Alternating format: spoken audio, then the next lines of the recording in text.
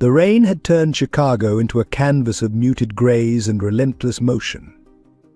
Lightning illuminated the towering skyscrapers in brief, stark flashes as thunder rolled across the city like an ominous drumbeat. Charles Green sat behind the wheel of his Bentley, fingers drumming against the leather steering wheel with practiced impatience.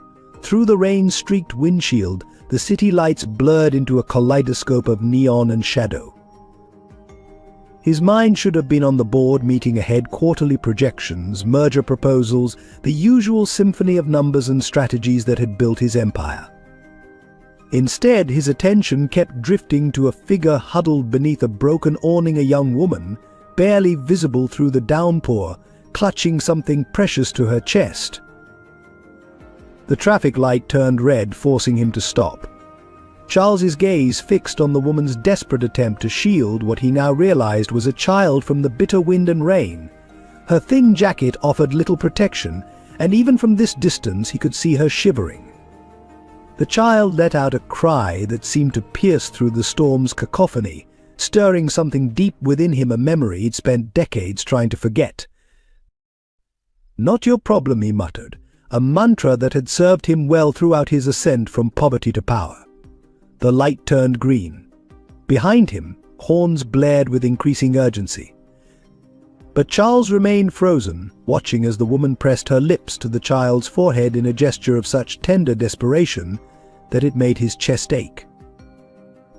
The child's next cry was weaker, worryingly so. Charles recognized the sound, the same whimper he'd heard 30 years ago, when his own sister. Before he could second-guess himself, Charles pulled over. The woman startled as his passenger window descended, rain immediately spattering the leather interior. Up close, he could see the fever flush on the child's cheeks, the mother's eyes wild with fear and exhaustion. "Get in," he said, his voice clipped but steady. When she hesitated, clutching the child closer, he added more softly, "Your baby needs help." Why, the woman's voice was hoarse, barely audible above the storm. "Why would you help us?" Charles hesitated. How could he explain what he barely understood himself? The ghost of a memory, a different stormy night, a different child, a help that came too late pressed against his consciousness.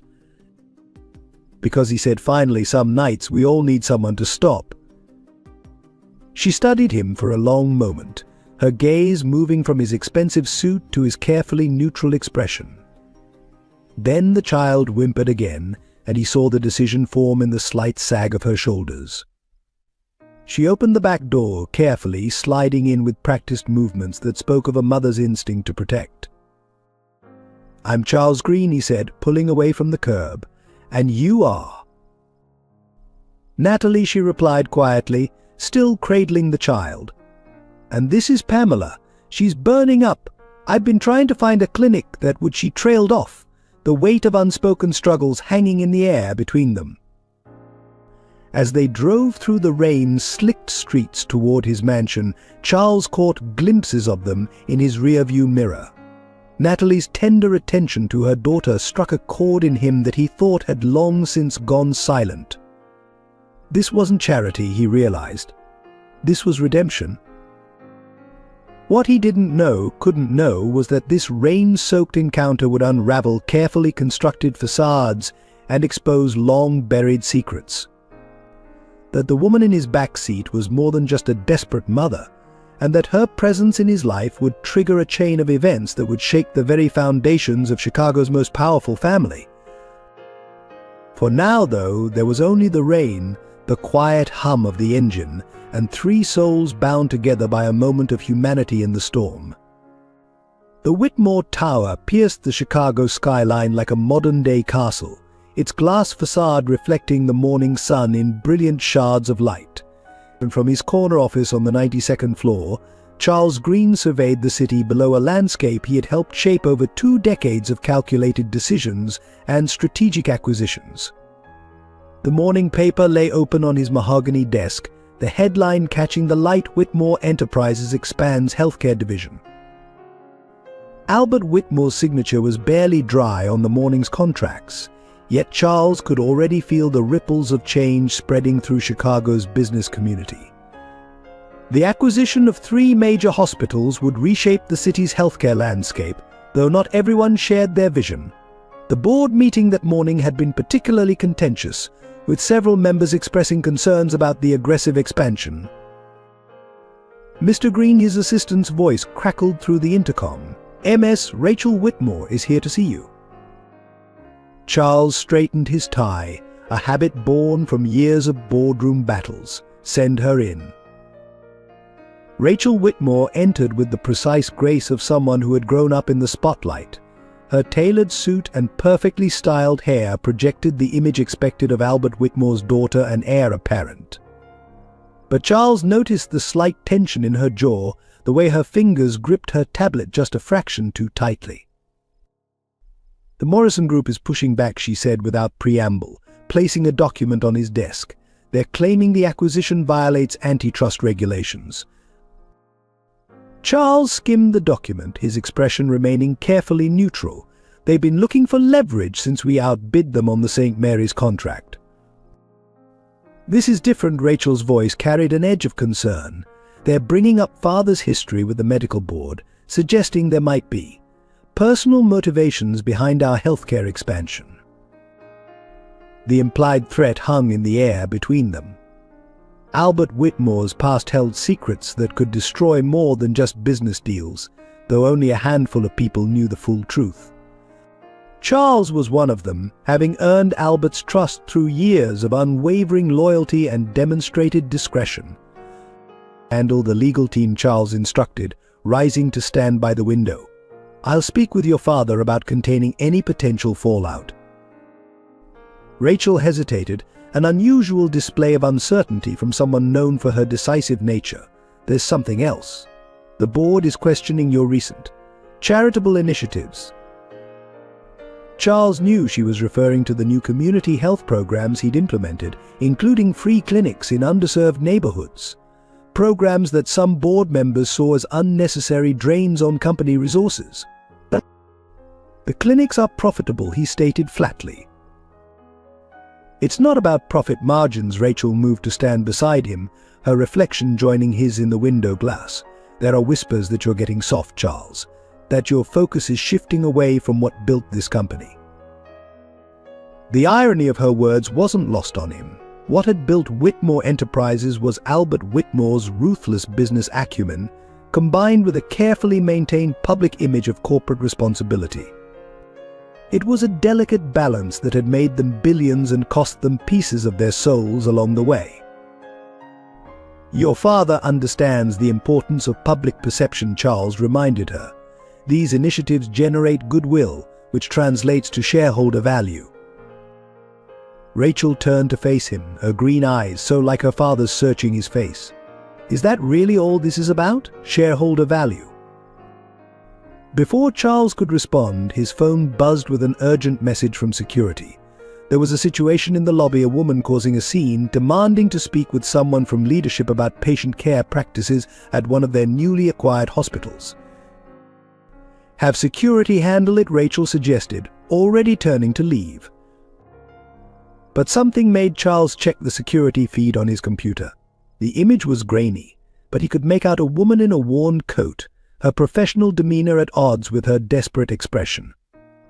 She was clutching a medical file and arguing with the security guards, her passion evident even through the silent footage. "I'll deal with this personally," he said, reaching for his suit jacket. Rachel's eyebrows rose. "Since when does the CEO of Whitmore Enterprises handle lobby security issues?" "Since we're about to own 3 more hospitals," Charles replied smoothly. "Every interaction matters now." As he rode the elevator down, Charles reflected on how much had changed in the 20 years since he'd joined Whitmore Enterprises. He'd started as a junior analyst, hungry and determined to escape his humble beginnings. Albert had recognized something in him, perhaps a reflection of his own driving ambition, and had mentored him, groomed him for leadership. Now, as CEO, Charles had more power than he'd ever dreamed of as a child. Yet lately he'd found himself questioning the costs of that power, wondering if success measured in dollars and market share was success at all. The elevator doors opened to reveal chaos in the lobby. The woman from the security feed was now surrounded by 3 guards, her voice carrying clearly across the marble expanse, "People are dying because of your policies. Does anyone here even care?" As Charles approached, he caught sight of her face and felt the world tilt slightly on its axis. She was older than in the security feed, her clothes more worn, but he recognized her immediately. Dr.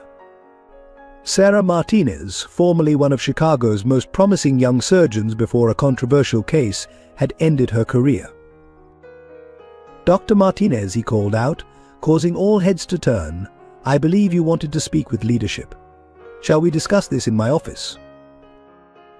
The security guards stepped back, confusion evident on their faces. Dr. Martinez stared at him, suspicion warring with desperate hope in her expression. "You know who I am." "I make it my business to know about all significant events in Chicago's medical community," Charles replied carefully, "including those that perhaps deserve a second look." As he led her to the private elevator, Charles could feel Rachel's gaze following them from across the lobby. He knew there would be questions later, demands for explanations about why the CEO was personally entertaining the complaints of a disgraced doctor. But something about Dr. Martinez's presence felt significant, a harbinger of change, though whether for good or ill he couldn't yet say. What he did know was that the carefully constructed world of Whitmore Enterprises was about to face challenges that no amount of corporate strategy could prepare them for. The elevator doors closed, sealing them in pristine silence.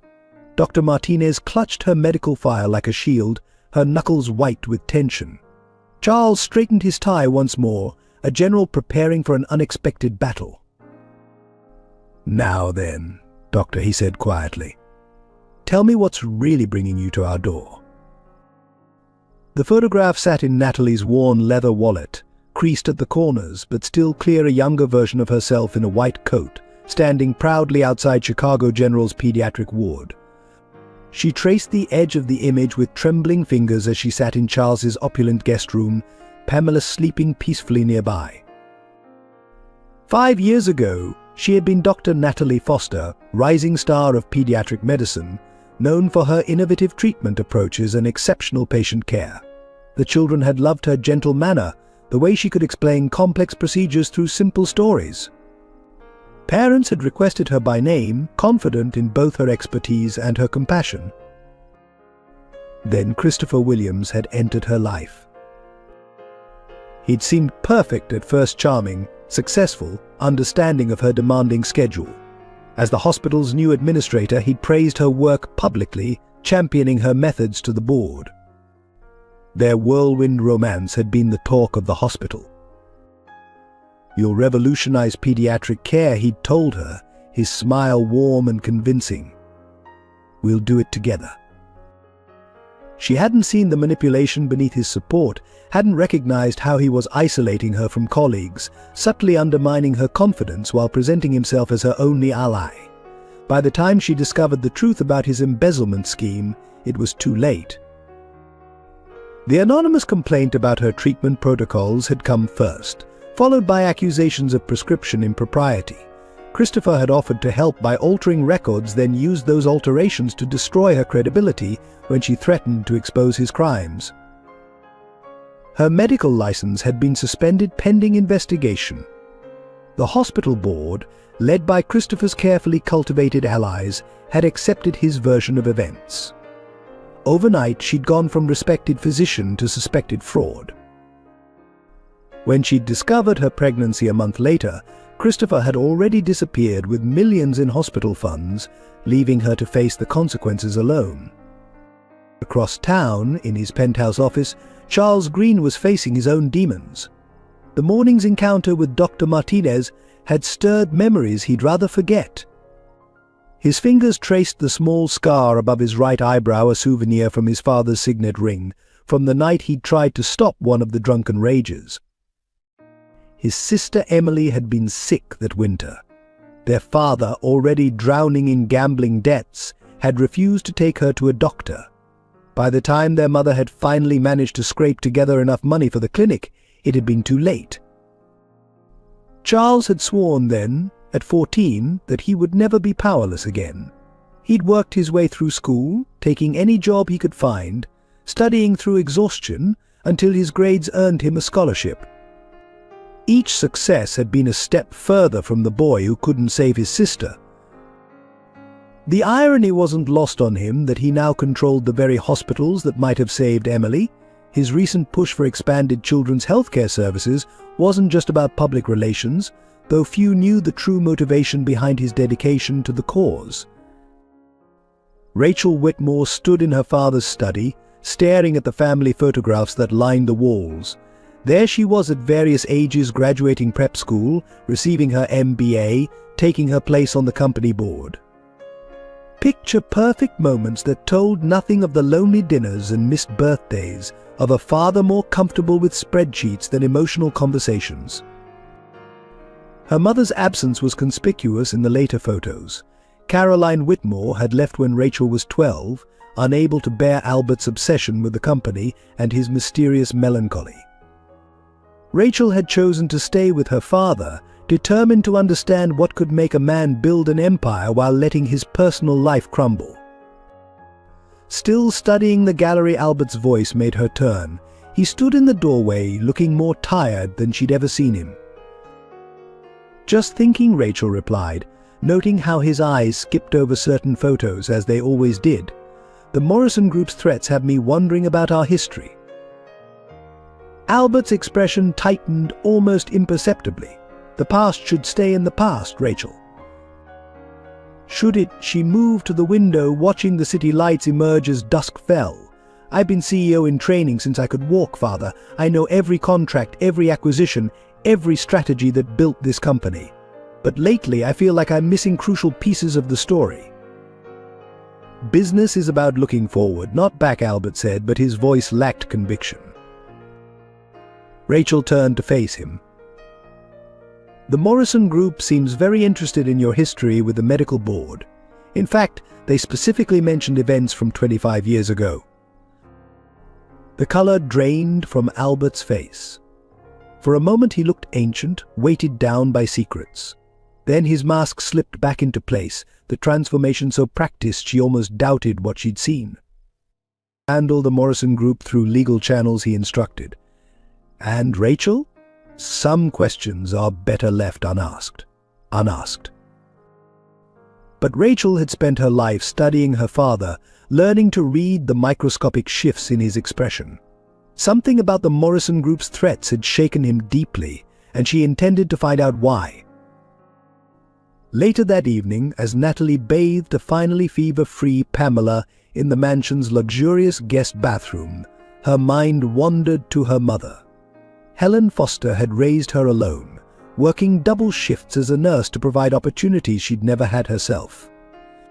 She'd never spoken of Natalie's father, deflecting questions with practiced skill. "Some stories are too complicated for simple answers," Helen would say, her eyes distant. "What matters is love, and you've always had that in abundance." Looking at Pamela's innocent face, Natalie understood her mother's protective instincts better now. She would do anything to shield her daughter from pain, to give her the security she deserved. The irony of their current situation, accepting help from one of Chicago's wealthiest men, would have made Helen laugh. She'd always taught Natalie to be self-sufficient, to stand on her own feet. But she'd also taught her that true strength sometimes meant accepting help when it was offered with a genuine heart. "Your grandfather was a proud man," Helen had told her once, near the end. "Too proud to accept help when it was offered. Don't make his mistakes, sweetheart. Don't let pride stand in the way of love." As the city settled into night, these four souls, each carrying their own burdens of past wounds and present fears, moved like planets in increasingly convergent orbits. None of them could know how their individual stories were already intertwined, or how the truth, when it finally emerged, would transform them all. The morning sun filtered through the mansion's tall windows, casting long shadows across the marble floors as Mrs. Sullivan, the housekeeper of 30 years, observed the newcomers with carefully concealed curiosity. She'd served the Whitmore family long enough to recognize when change was coming, and these guests, the young mother and her child, represented something significant. The East Wing guest suite needs fresh linens, Charles instructed, his tone carrying that odd gentleness she'd never heard before. And have the kitchen prepare something suitable for a child with fever. Of course, Mr. Green, Mrs. Sullivan watched as Natalie carried Pamela up the grand staircase, noting how the young woman's worn shoes and careful movements contrasted sharply with the opulence surrounding her. "Shall I call Dr. Harrison?" "That won't be necessary." Charles's response was too quick. "Our guest has medical training. She'll know what Pamela needs." Mrs. Sullivan had survived decades in service to the wealthy by knowing when to speak and when to remain silent, but she'd also learned to read the subtle currents of power and emotion that flowed through great houses like this one. Something about Charles's protective stance, the way his eyes followed Natalie's progress up the stairs, suggested complications to come. Her concerns proved prescient when Rachel Whitmore arrived unannounced that afternoon. Rachel's Louboutin heels clicked against the marble with military precision as she strode through the foyer, her expression darkening at the sight of children's medicine and a stuffed bear on the usually immaculate side table. Charles, her voice carried that particular tone of controlled displeasure that Mrs. Sullivan had heard so often from Albert Whitmore. "I thought we were meeting to discuss the Morrison situation." Charles emerged from his study, his usual impeccable appearance slightly rumpled, as if he'd been running his hands through his hair in frustration. "Rachel, I wasn't expecting you until tomorrow." Clearly, Rachel's gaze swept the evidence of domestic disruption. "You have guests." Before Charles could respond, Pamela's laughter echoed down the staircase, bright, uninhibited joy that seemed to transform the austere space. Rachel's eyebrows rose as Natalie appeared at the top of the stairs, carrying a much-improved Pamela.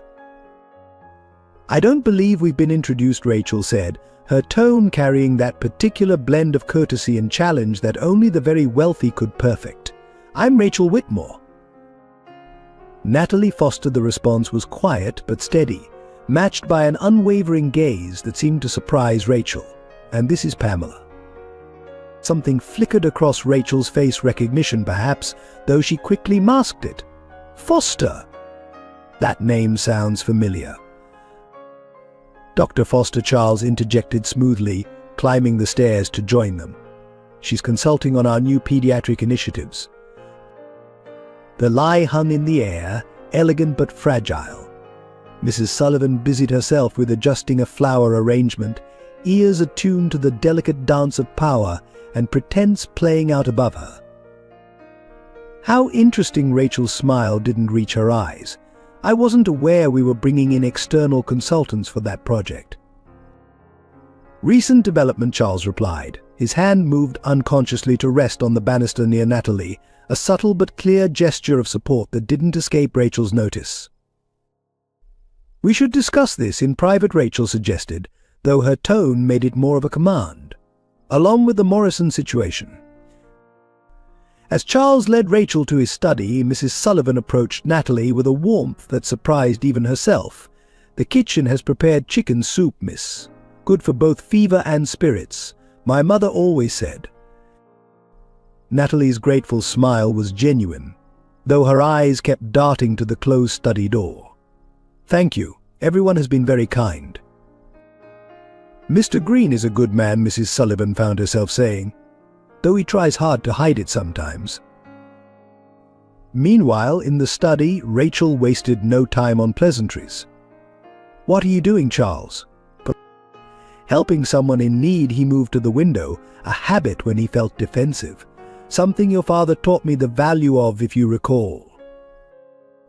"Don't." Rachel's voice cracked slightly. "Don't use father's philosophies to justify whatever this is. I did some checking after you left the office. Dr. Natalie Foster's medical license was suspended 2 years ago. She was accused of falsifying records, Charles." Charles turned to face her, his expression hardening. "Accusations aren't facts, Rachel. You of all people should understand how easily reputations can be destroyed by strategic lies." The reference to her mother's tabloid scandal made Rachel flinch. That was different. Was it? Charles stepped closer, his voice lowering. Your father taught me another valuable lesson. Look deeper than the surface story. I think Dr. Foster deserves that courtesy at least. The board won't see it that way. Rachel's concern was genuine now. With the Morrison Group already circling, we can't afford any hint of scandal. As if on cue, Albert Whitmore's voice carried from the foyer. He'd arrived unannounced as well. Mrs. Sullivan watched as he stopped abruptly at the sight of Natalie and Pamela, still near the stairs. The blood drained from his face so quickly that she feared he might faint. Father Rachel emerged from the study, confused by his reaction. Are you all right? Albert couldn't seem to take his eyes off Natalie, who shifted uncomfortably under his intense gaze. There was something in his expression, recognition, guilt, fear, that made Mrs. Sullivan's breath catch. Helen, he whispered, so quietly that only Mrs. Sullivan, standing nearest to him, could hear. My God, she looks just like Helen. The pieces began falling into place in Mrs. Sullivan's mind, memories of a young nurse who'd occasionally visited the mansion late at night, decades ago when Albert's wife was away. The timing, the resemblance, the reaction. She glanced at Rachel, wondering if she'd made the connection yet. Charles broke the tense moment, stepping forward to make introductions. But Mrs. Sullivan could see that something fundamental had shifted in the mansion's carefully maintained balance of power and secrets. The arrival of Natalie and Pamela hadn't just disrupted the physical space, it had cracked the foundation of decades of carefully maintained illusions. As the sun set over Chicago, casting long shadows through the mansion's windows, 4 generations of choices, secrets, and consequences began their inevitable collision course. Mrs. Sullivan said a quiet prayer for them all. In her 30 years of service, she'd learned that the truth, once it started emerging, was like water. It would find every crack, every weakness, until the whole structure either transformed or crumbled. The question was, which would happen here? The morning headlines of the Chicago Tribune cast an unwelcome spotlight on Whitmore Enterprises' healthcare giant faces scrutiny over hospital acquisitions. Charles Green stood at his office window, the newspaper forgotten on his desk, as he watched the city wake below. The board meeting scheduled for 9 o'clock loomed like a gathering storm. His phone buzzed with a message from Rachel. Morrison Group leaked documents to the press. Father wants to speak with you privately before the meeting. The past 24 hours had transformed his carefully ordered world. The presence of Natalie and Pamela in his home had already stirred questions among board members, and now, with the Morrison Group's aggressive moves, the timing couldn't be worse. Albert's office occupied the top floor of Whitmore Tower, a space designed to intimidate with its sweeping views and minimalist grandeur.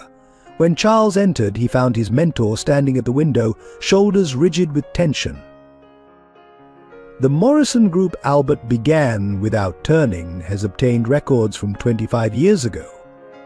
Medical board records that were supposed to be sealed. Charles remained silent, waiting. He'd learned long ago that Albert Whitmore's pauses often held more significance than his words. They're threatening to expose everything. Albert continued, his reflection in the glass showing every year of his age. Not just the old hospital scandal, but personal matters as well. The nurse Charles said quietly, Helen Foster. Albert turned sharply. How did you? I saw your reaction to Natalie yesterday. The resemblance is remarkable. Does Rachel know? Not yet. But she's suspicious. Your daughter has your instinct for sensing weakness. Albert sank into his chair, suddenly looking vulnerable in a way that unsettled Charles. I loved Helen, he said quietly. It wasn't just an affair. I wanted to marry her, to acknowledge Natalie, but the timing. The hospital merger Charles finished, the one that built this empire. The board would never have approved if they'd known about Helen. The scandal would have destroyed everything I'd built. Albert's hands clenched on his armrests. I thought I was protecting everyone by keeping quiet. Helen agreed it was best for Natalie. The intercom buzzed, announcing the arrival of the board members. Albert straightened, his mask of corporate authority sliding back into place. "Handle the meeting, Charles. Whatever it takes." The boardroom felt like a courtroom as Charles presented the quarterly figures. 20 pairs of eyes watched him with varying degrees of skepticism as he outlined the benefits of their healthcare expansion. "These acquisitions position us perfectly in the growing medical services market," he concluded, his voice steady despite the tension headache building behind his eyes. Marcus Reynolds, the longest-serving board member, cleared his throat. "And what about the rumors concerning Dr. Foster's presence at your residence, Mr. Green? The board has concerns about your judgment in this matter." "Dr. Foster is consulting on our pediatric care initiatives," Charles replied smoothly, repeating the lie that was becoming more complicated by the hour. "Her insights are valuable to our expansion plans." "Her medical license was suspended," Reynolds countered. "Surely you're aware of the potential liability." The boardroom doors opened, interrupting Reynolds mid-sentence. Dr. Sarah Martinez strode in, her presence causing a ripple of murmurs around the table. "My apologies for the interruption," she said, her voice carrying clearly across the room. "But since you're discussing Dr. Foster's case, I thought you should hear the truth." Charles fought to keep his expression neutral, though his heart raced. He hadn't expected Martinez to make her move so soon. "This is a private meeting," Reynolds began, but Martinez cut him off. 2 years ago, Christopher Williams orchestrated a systematic fraud at Chicago General. He destroyed Dr. Foster's career to cover his tracks. I have proof. She placed a USB drive on the table. "Everything is here, the original records, Williams's alterations, the money trail. I've spent 2 years gathering evidence, and I'm ready to testify before the medical board." The boardroom erupted in hushed conversations. Charles caught Rachel's eye across the table. She looked shaken, but he could see her mind working, calculating the implications. "If this evidence is legitimate," Rachel said, rising to her feet, "it changes everything. Not just for Dr. Foster, but for our healthcare division's credibility. And if it's not," Reynolds challenged, "if we back the wrong horse in this race, the Morrison Group will use it to block every acquisition we have planned." Charles stood, commanding attention with his presence rather than his voice.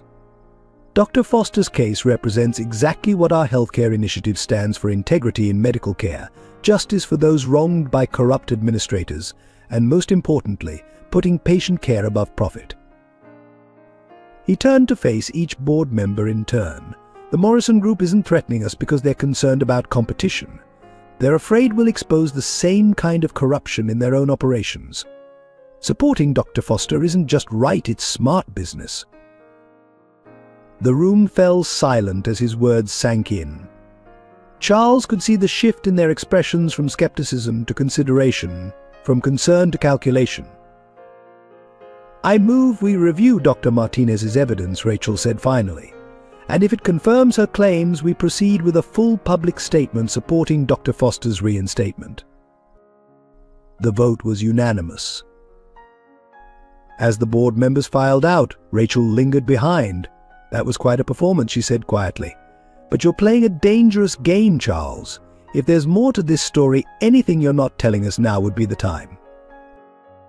Charles thought of Natalie and Pamela, of Albert's confession, of the web of connections still hidden beneath the surface. "Trust me, Rachel, some games are worth the risk." She studied him for a long moment before nodding. "I hope you're right, because if you're wrong, we could lose everything."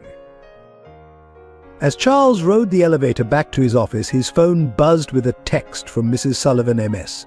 Natalie saw the newspaper headlines. "She's planning to leave." The carefully constructed plans began to crumble. Charles pressed the lobby button, knowing he had to stop her before she disappeared.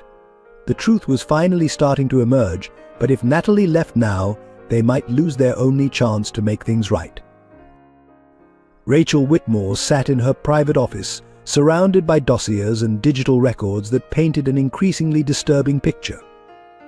The private investigator's preliminary report on Natalie Foster lay open on her tablet, its contents forcing her to question everything she thought she knew about her family. Medical records, newspaper clippings, and employment histories created a timeline that couldn't be ignored. Helen Foster had worked at Chicago General during the exact period her father had served on the medical board. The dates aligned perfectly with the gap in her father's personal photographs, the year her mother had spent at their lake house recovering from exhaustion. A knock at her door interrupted her thoughts. "Come in," she called, quickly minimizing the screens. Charles entered, his expression grave. "Natalie's planning to leave." Good Rachel responded automatically, then paused at his sharp look. "Isn't that what's best for everyone?" "Is it?" He settled into the chair across from her desk. "Or is it just easier than facing the truth?" Rachel's fingers tightened on her pen. "I've been doing some research, Charles. Things aren't adding up. The timing of Father's involvement with Chicago General, Helen Foster's sudden departure from the hospital, the sealed records the Morrison Group is threatening to expose. What are you suggesting?" "I think you already know." She turned her tablet around, showing him a photograph from an old hospital fundraiser. In it, Albert Whitmore stood next to a beautiful young nurse, their body language speaking volumes despite their professional distance. "That's Helen Foster, isn't it? Natalie's mother." Charles remained silent, his expression unreadable. "My mother left when I was 12, Rachel continued, her voice tight with controlled emotion. "She said she couldn't compete with Father's secrets anymore. I never understood what she meant until now." In the mansion's guest suite, Natalie was carefully packing the few belongings they'd accumulated during their brief stay. Pamela played contentedly with the stuffed bear Charles had given her, unaware of her mother's inner turmoil. The newspaper headlines had confirmed her worst fears. Her presence here would only complicate an already volatile situation. The Whitmore empire was under scrutiny, and she refused to be the match that ignited the powder keg. "MS." Natalie, Mrs. Sullivan's gentle voice came from the doorway. "Perhaps you'd like some tea before you go." Natalie smiled sadly at the kind housekeeper. "Thank you, but we should leave before." Before what Albert Whitmore himself stood in the hallway, looking older and more vulnerable than she'd ever seen him in newspaper photographs. Before the truth comes out. Natalie instinctively moved to stand between him and Pamela. "Mr. Whitmore, I don't want to cause any trouble." "You look so much like her," he said softly, taking a step forward. "I knew it the moment I saw you, but I was too much of a coward to acknowledge it." "Please don't," Natalie's voice cracked. "Whatever you're thinking, whatever you're about to say." "I loved your mother," Albert continued, his words rushing out as if he'd held them back for too long. "I wanted to marry her, to give you both the life you deserved. But the timing, the hospital merger, everything was so precarious." Natalie felt the room spin slightly. "What are you saying?" "He's saying he's your father." Rachel's voice came from behind Albert, sharp with barely contained emotion. "Aren't you, father?" The silence that followed was deafening. Pamela's innocent babbling seemed to echo off the walls as four adults stood frozen in a tableau of long-buried truths finally surfacing. "I found Mum's old letters," Rachel continued, stepping into the room. "The ones she wrote but never sent, about the real reason she left. She knew about Helen, about the baby, about you, Natalie." Natalie sank onto the bed, her legs no longer able to support her. 25 years of questions about her father, of her mother's careful deflections and sad smiles, suddenly took on new meaning. "Mother never told me," she whispered. "She never said a word." "Helen was protecting you," Albert said, his voice thick with regret. "Protecting all of us, really. She knew a scandal would destroy everything, the merger, the foundation we were building. She agreed to leave, to let me provide for you both quietly." Provide. Rachel's laugh was bitter, Is that what you call abandoning your child? Creating shell companies to funnel money to them while pretending they don't exist? Rachel Charles warned softly, appearing in the doorway. No, she deserves to know, Rachel continued, turning to Natalie. Our father has been watching you your entire life from a distance. He has photos, report cards, newspaper clippings about your medical career. He even attended your medical school graduation, sat in the back, left before the ceremony ended. Natalie looked at Albert, seeing him truly for the first time. The proud businessman's facade had crumbled, leaving behind a man weighted down by decades of regret. I thought I was protecting you, he said quietly. I told myself that financial security was more important than being there. I was wrong. When I heard about what happened with Christopher Williams, what he did to your career, I wanted to step in. But I was still a coward. Stop, Natalie said firmly, rising to her feet. She picked up Pamela, holding her close like a shield. Whatever your reasons were, whatever justifications you had there in the past, I'm not that little girl anymore. I'm a mother now, and I understand something my mother tried to teach me. Love isn't about providing from a distance. It's about being present, even when it's difficult, even when it costs you something. Rachel's expression softened slightly as she watched Natalie with Pamela. She's right, Father. You taught me everything about business, about power and success. But you never taught me about family because you didn't know yourself. Albert stepped forward, his hand outstretched toward Natalie, then dropping helplessly to his side. Can we try to be a family? All of us. The Morrison Group's press conference had turned the quiet tension into a public spectacle. Television screens throughout Chicago broadcast live coverage of James Morrison himself, standing before a forest of microphones on the steps of their corporate headquarters. The recent acquisitions by Whitmore Enterprises raise serious ethical concerns, Morrison declared, his practiced voice carrying authority. Our investigation has uncovered a pattern of questionable decisions dating back decades, involving both the medical board and hospital administration. In the Whitmore Towers executive lounge, Rachel watched the broadcast with growing concern. The implications were clear. This wasn't just about business competition anymore. The Morrison Group was preparing to expose everything. He's baiting us, Charles observed, his reflection in the window overlapping with the city skyline, trying to force our hand before we're ready. The board is already nervous, Rachel replied, her fingers drumming against her coffee cup. Reynolds called an emergency session for tomorrow morning. They're questioning every decision, every appointment, especially your support of Dr. Foster. The mention of Natalie's professional title felt significant. Since the revelation of her true parentage, the lines between personal and professional had become hopelessly blurred. At Chicago General Hospital, Dr. Sarah Martinez faced her own interrogation. The medical board had convened a special hearing to review her evidence about Christopher Williams's fraud. Your allegations are serious, Dr. Anderson, the board chairman stated. Accusing a former hospital administrator of systematic fraud could have far-reaching consequences. The consequences already exist, Martinez countered, her voice steady. An innocent doctor lost her career. Patients lost a physician who genuinely cared for them. The real fraud is allowing this injustice to continue. The hearing room was packed with hospital staff, many of whom had worked with Natalie. Their presence felt like a silent testimony to her character, a counterweight to the official narrative that had destroyed her reputation. Back at the mansion, Natalie sat in the garden with Pamela, trying to maintain a sense of normalcy despite the chaos swirling around them. Mrs. Sullivan brought them lunch, her kind presence a reminder that not everyone viewed their situation through the lens of scandal. The media is calling, Mrs. Sullivan reported quietly. Mr. Green has instructed security not to let any reporters pass the gate.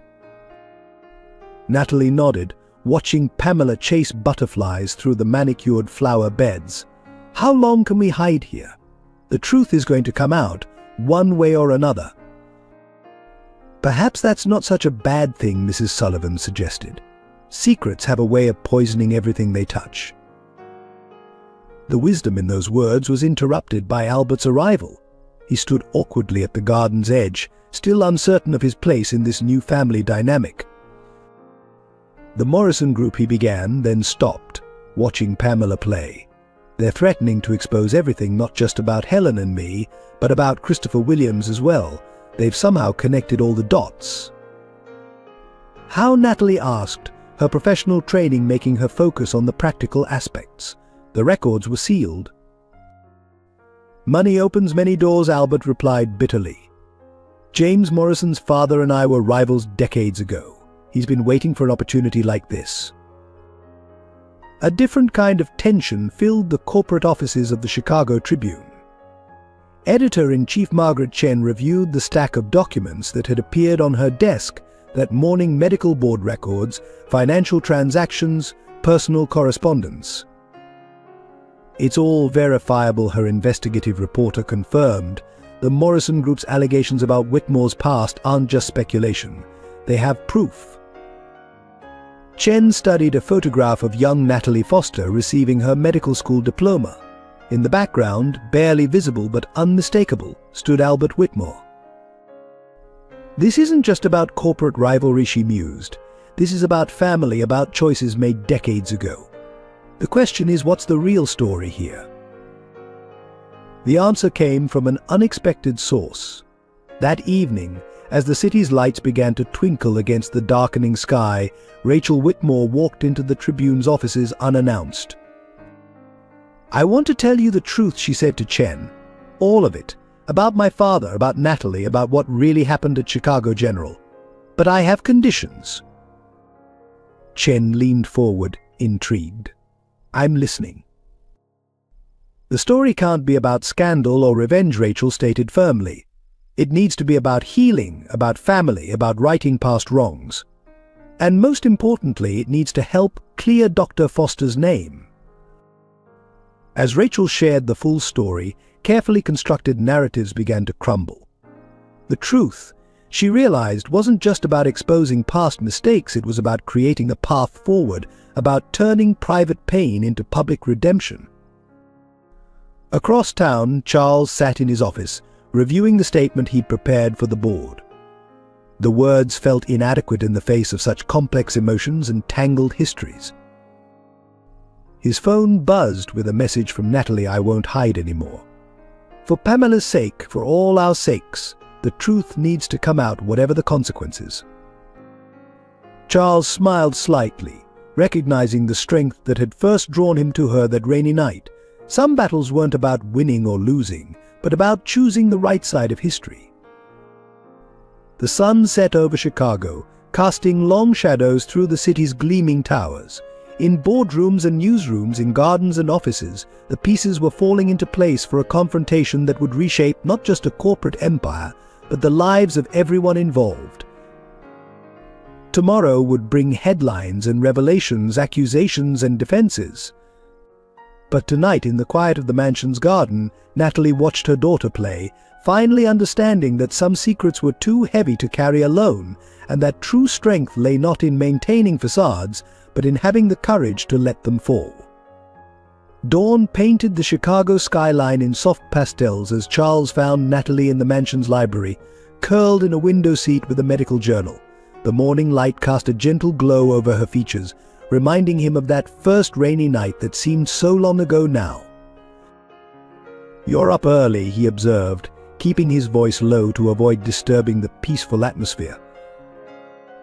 "Old habits," Natalie replied, closing the journal.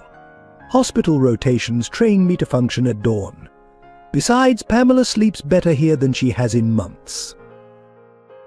Charles settled into a nearby armchair, noting how Natalie seemed more at ease in the mansion's grandeur than she had initially. "Dr. Martinez called. The medical board is reviewing your case formally. They've already found irregularities in the original investigation." A flicker of hope crossed Natalie's face, quickly tempered by caution. Christopher had powerful friends on the board. "So do you now." Charles leaned forward, his expression earnest. "The Whitmore name may be complicated, but it still carries weight. Albert is prepared to testify about what he knew of Christopher's activities. Natalie's fingers traced the journal's spine, a gesture Charles had come to recognize as her processing difficult emotions. "It's strange," she said finally. "A month ago I was alone, fighting a battle I couldn't win. Now I have a father, a sister, and—" She paused, meeting his gaze. "Whatever this is." The moment hung between them, charged with unspoken possibilities. Before Charles could respond, Pamela's voice echoed down the hallway, followed by Rachel's laughter, a sound that had become surprisingly common in recent days. They found them in the breakfast room, where Rachel was attempting to negotiate with a syrup-covered Pamela about the proper way to eat pancakes. The scene was so domestic, so far removed from Rachel's usual corporate efficiency, that Charles had to smile. "She insisted on helping make breakfast," Rachel explained, dabbing at Pamela's sticky fingers with a napkin. "I'm beginning to understand why you always said children change everything, Charles." The comment carried weight beyond the simple observation. Rachel had been transforming, softening in subtle ways as she embraced her role as aunt. The sharp-edged corporate warrior was still there, but now tempered by something warmer. Mrs. Sullivan entered with fresh coffee, her presence a constant thread of stability through the changing dynamics. "Mr. Whitmore called," she announced. "He's asking if you'll all join him for dinner this evening." A month ago, such an invitation would have sent Natalie running. Now she merely nodded, though Charles noticed her hand trembling slightly as she reached for her coffee cup. "We should go shopping first," Rachel declared, surprising everyone. At their questioning looks, she added, "If we're having a proper family dinner, we should dress the part. Besides, Pamela needs more than that one party dress." Natalie started to protest, but Rachel cut her off. "Consider it 25 years of missed birthday presents. Please, let me do this for my niece." The shopping expedition proved transformative in unexpected ways. As they moved through Chicago's exclusive boutiques, Rachel's expertise in navigating high society merged with Natalie's practical maternal instincts. They found common ground in their shared determination to give Pamela the best of both worlds. "Mother would have loved her," Rachel said quietly as they watched Pamela twirl in a tiny blue dress. "She always wanted grandchildren." "Do you ever hear from her?" Natalie asked gently. Rachel's reflection in the boutique mirror showed a flash of old pain. "Postcards at Christmas. She remarried, lives in Paris now, I think. I think finding out about you and Father might have helped her understand why she could never reach him fully." Charles, who had insisted on accompanying them despite the unusual sight of a CEO carrying shopping bags, observed the sisters' growing bond with satisfaction. He'd always seen beneath Rachel's carefully constructed facade to the lonely girl who'd lost both parents in different ways. Back at the mansion, Albert waited in his study, surrounded by old photographs he'd kept hidden for decades. He looked up as Charles entered, his expression vulnerable in a way few had ever seen.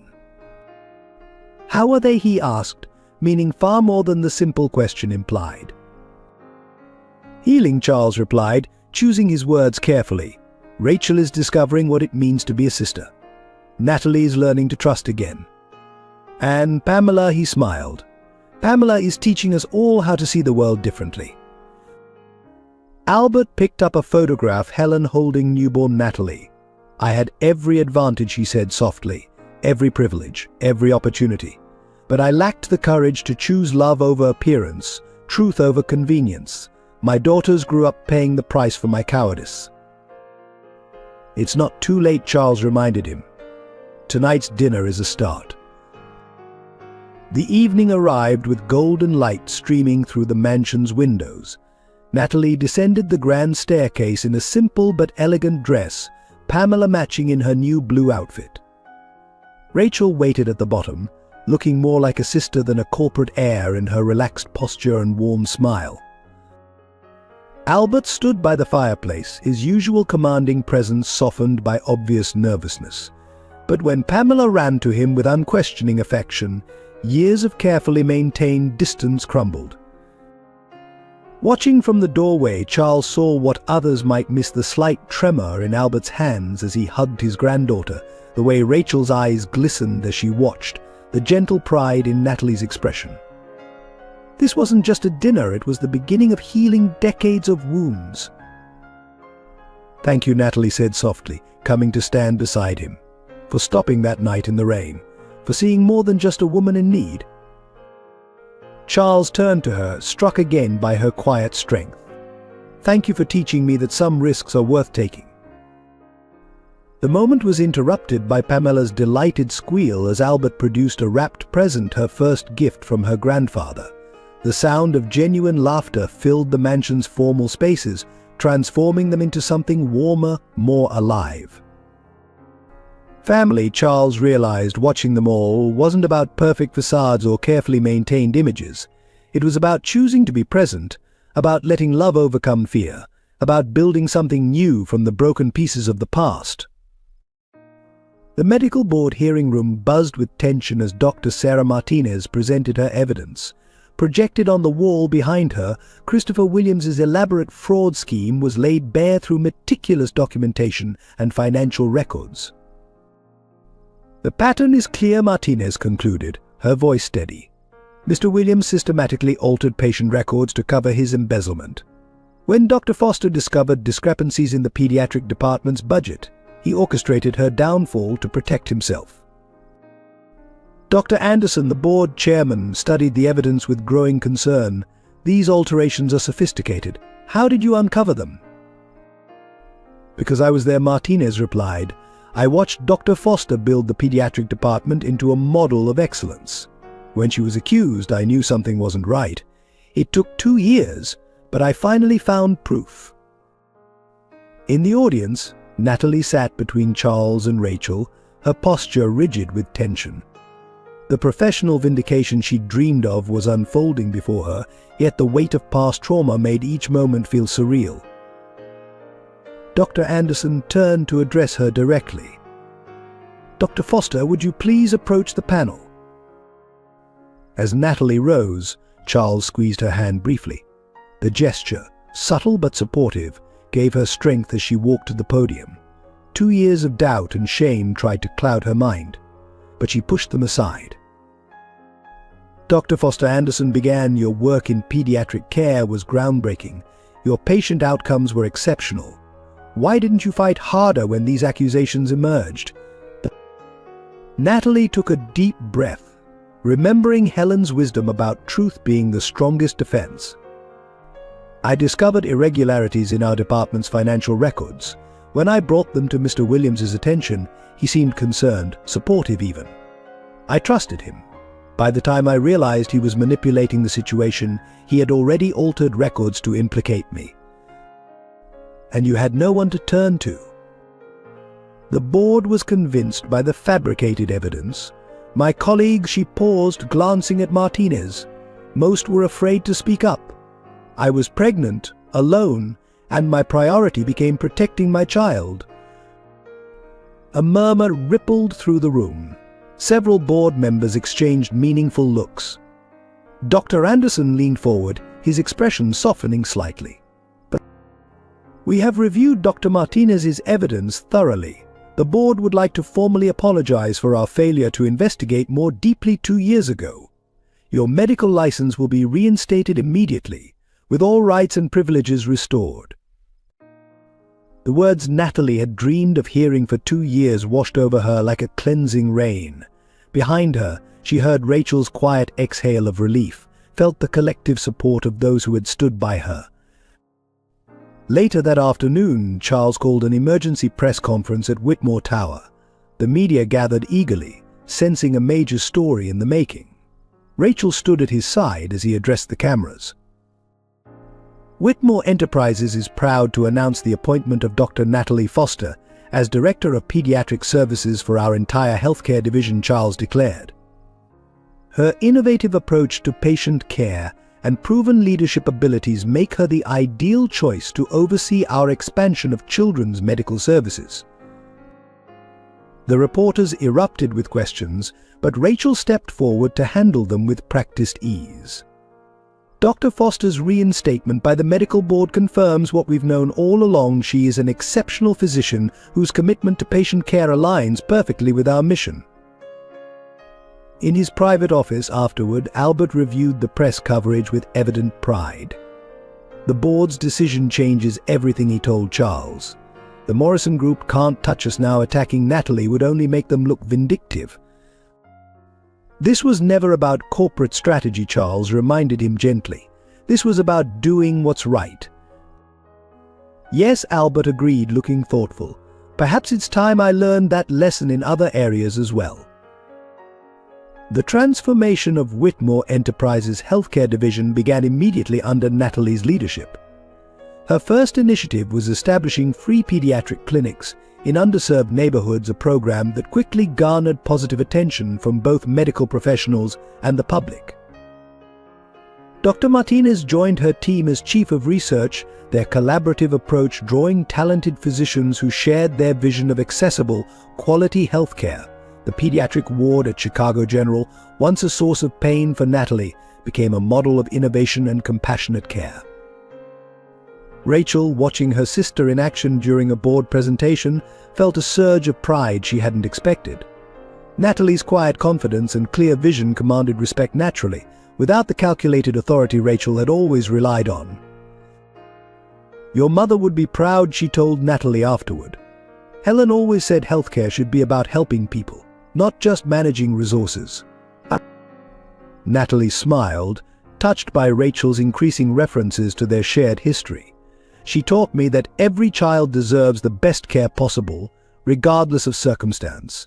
I think that's what Father is finally understanding too." Indeed, Albert had begun taking a more personal interest in the healthcare division's community initiatives. His experience with Helen, long buried under corporate ambition, seemed to resurface in his support for programs that put patient care first. The Chicago Medical Association's annual gala provided a perfect stage for the professional community to witness the changes.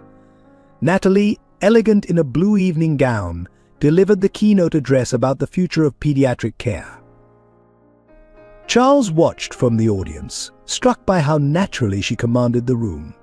This was the doctor he'd glimpsed beneath the rain-soaked desperation of their first meeting, brilliant, compassionate, and unstoppable when fighting for what she believed in. "She's remarkable," Rachel murmured beside him. "The way she's transformed our entire approach to healthcare. It's like she's healing more than just patients." The truth of Rachel's observation resonated through the following weeks as Natalie's influence spread beyond medicine into the very culture of Whitmore Enterprises. The cold corporate efficiency began to warm with purpose, profit margins balanced against social responsibility in ways that made both thrive. The Whitmore mansion's kitchen filled with unfamiliar sounds of domestic chaos as Pamela, perched safely on a counter stool, helped Mrs. Sullivan prepare Sunday dinner. This weekly tradition had emerged organically over the past months, transforming the formal dining room into a space of genuine family connection. "More flour, sweetie," Mrs. Sullivan guided Pamela's small hands as they worked the dough. "Just like your mother taught you." Natalie watched from the doorway, struck by how naturally her daughter had adapted to this new life. The kitchen, once Mrs. Sullivan's solitary domain, now regularly hosted impromptu cooking lessons and family gatherings that would have been unimaginable months ago. Rachel entered, looking refreshingly casual in weekend attire, carrying a bottle of wine. "I found another one of Father's favorites in the cellar," she announced, "though I'm beginning to suspect he prefers Natalie's choice of California Reds." The easy banter between the sisters had become natural, their initial awkwardness replaced by genuine affection. They had discovered shared traits beyond their father's determined spirit, a dry sense of humor, a love of classical music, and an unexpected competitive streak at family game nights. "Speaking of Father," Rachel continued, lowering her voice, "he's in his study again, going through old photographs. I think today's date holds some significance." Natalie nodded, understanding immediately. It would have been Mother's birthday. The knowledge hung between them, a shared grief for different reasons, Rachel mourning the mother who left, Natalie the one who protected her through silence. Their eyes met in perfect understanding. "We should do something," Rachel suggested. "Honor her memory somehow." Charles found them later in Albert's study, the sisters sitting on either side of their father as he shared stories about Helen. Old photographs covered his desk: Helen at the hospital, Helen at charity events, Helen holding baby Natalie with a radiant smile. "She loved gardenias," Albert was saying, his voice soft with memory. "Used to say they reminded her of pure joy." "The garden," Rachel exclaimed suddenly. "The east section needs replanting. We could create a memorial garden, gardenias, her favorite roses." Albert looked up, emotion making his voice rough. Helen would have loved that. The project became a family endeavor. Weekend board meetings were replaced by gardening sessions, with Pamela enthusiastically helping everyone plant flowers. Even Charles, more comfortable in boardrooms than flower beds, found himself regularly rolling up his sleeves to help.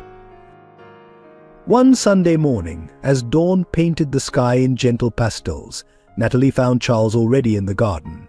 He was carefully tending to a newly planted gardenia, his usual impeccable appearance replaced by casual gardening clothes. "You're here early," she observed, offering him coffee. "Couldn't sleep," he admitted, accepting the cup. "Been thinking about what Helen's garden represents, how healing can come in unexpected ways." Natalie settled on a nearby bench, understanding his meaning.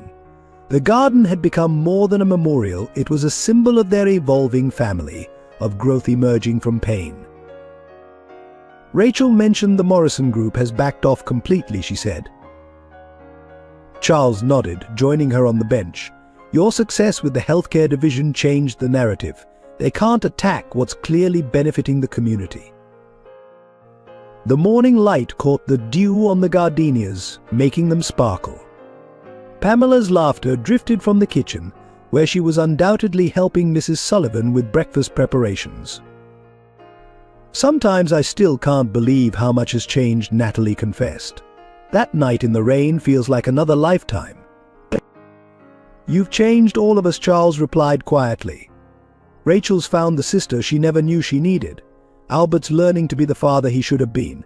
And he paused, their eyes meeting. "I'm learning that success isn't measured in profit margins."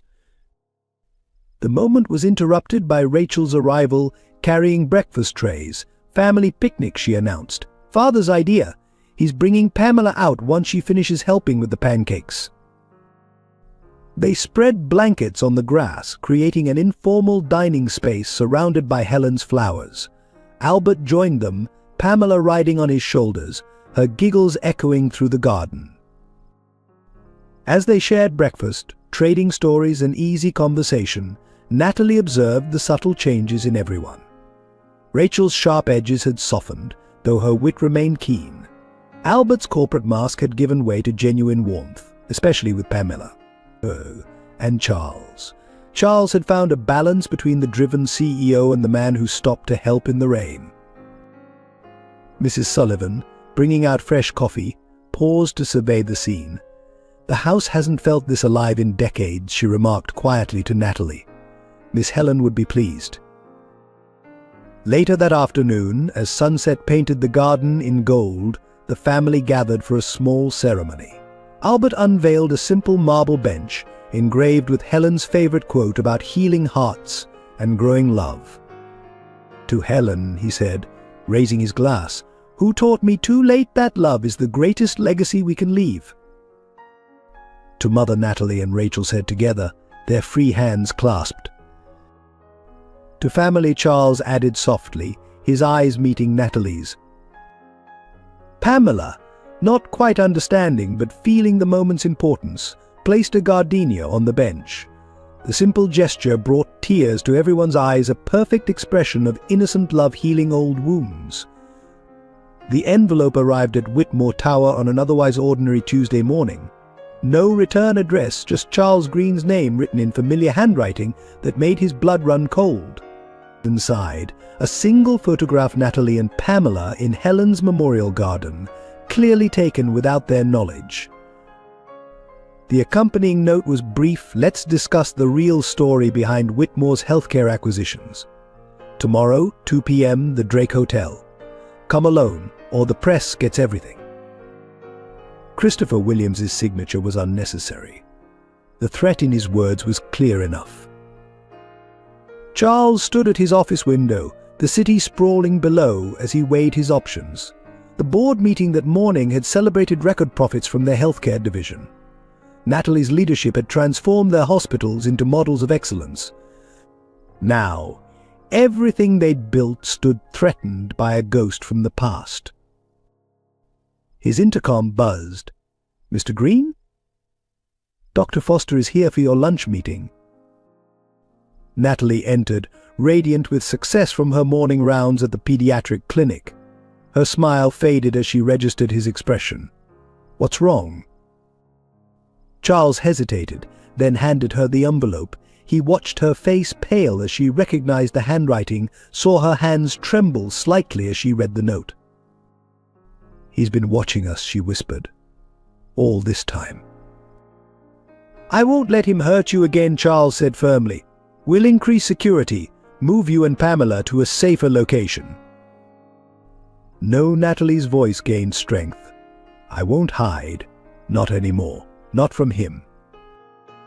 Before Charles could respond, Rachel burst into the office, her usual composure shattered. "Have you seen this?" She thrust her tablet forward, displaying a financial news website. The headline made both Charles and Natalie freeze. Questions arise about Whitmore Healthcare Acquisitions. Anonymous source promises revelations. "The Morrison Group stock is already rising," Rachel continued. "They're positioning themselves to take advantage of any scandal." Charles reached for his phone. "I'll call Albert." "Don't!" The voice came from the doorway where Albert Whitmore himself stood, looking older than his years. "Christopher Williams already contacted me. He knows everything about Helen, about the old medical board decisions, about the money I've been sending through shell companies. He's threatening to expose it all." The four of them stood in tense silence, each processing the implications. Their carefully reconstructed family happiness, Natalie's professional restoration, the company's success, all balanced on a knife's edge. "He wants money," Rachel said flatly. "How much?" "It's not just about money," Natalie interjected, her medical training helping her analyze the situation clinically. "Christopher enjoys power, control. He wants to prove he can destroy what he couldn't have." Charles studied the photograph again, anger rising at the violation it represented. "We could go to the police." "With what evidence?" Albert interrupted. "Everything he's threatening to expose is true. The questionable medical board decisions, the covered-up relationship with Helen, the secret payments. We made choices, Charles. Now we're facing the consequences." Natalie squared her shoulders, a familiar determination entering her expression. "No. Christopher's power has always come from secrets, from people's fear of truth. Perhaps it's time we take that power away." "What are you suggesting?" Rachel asked, though her expression suggested she already knew. "We tell the truth. All of it. On our terms before he can twist it." Albert sank into a chair, the weight of decades of secrets visible in his posture. The board would never survive the scandal. The Morrison Group would take control within weeks. "Then we rebuild," Natalie said simply. "Together, as a family. Isn't that worth more than appearance?" Charles moved to stand beside her, his decision made. "She's right. We've let fear of scandal dictate our choices for too long. Look where it's led us." Rachel's analytical mind was already working on possibilities. We could frame it as a story of redemption. The prodigal father acknowledging his daughter, using his resources to right past wrongs through healthcare initiatives. "The press would crucify us," Albert protested weakly. "Perhaps we deserve it," Rachel replied, surprising everyone. "But we'd face it honestly, together. And isn't that what Mother tried to teach you all those years ago?" The mention of Caroline Whitmore, Rachel's mother, added another layer to the moment. Here they were, a family shaped by secrets and separations, finally choosing truth over appearances. Charles's phone buzzed another message from Christopher. "TikTok. Time's running out." Natalie reached for the phone, her fingers brushing Charles's as she took it. With steady hands, she typed a response: "The Drake Hotel, tomorrow at 2 p.m. But we'll all be there. It's time for truth." The message sent with a quiet chime that seemed to echo through the office. 4 pairs of eyes met, acknowledging the point of no return they'd just crossed. "I should call the PR team," Rachel said, already reaching for her phone. No, Albert stopped her. "First we need to talk, really talk. About everything I've kept hidden, everything that led us here. You all deserve the whole truth before we face whatever comes next." As the afternoon sun cast long shadows through the office windows, Albert Whitmore began to speak. The story that emerged of love and fear, of choices made and roads not taken, would form the foundation of their defense against Christopher's threats. Tomorrow would bring confrontation and possible ruin. But today, in this moment, truth was finally having its say. The private vault in Albert Whitmore's study had remained sealed for 25 years. Now, as Rachel watched her father enter the combination with trembling fingers, the weight of unspoken history filled the room. Inside, meticulously organized files chronicled a past that would reshape their understanding of everything. "Your mother found these," Albert explained, removing a stack of letters bound with faded blue ribbon. "The night she decided to leave. I couldn't bring myself to destroy them afterward." Rachel accepted the bundle, recognizing Helen Foster's elegant handwriting. The letters dated back to before Natalie's birth, each one a chapter in a love story that had shaped their lives without their knowledge. The first letter made her breath catch. "Dearest Albert, the board meeting today was another reminder of how complicated our situation has become.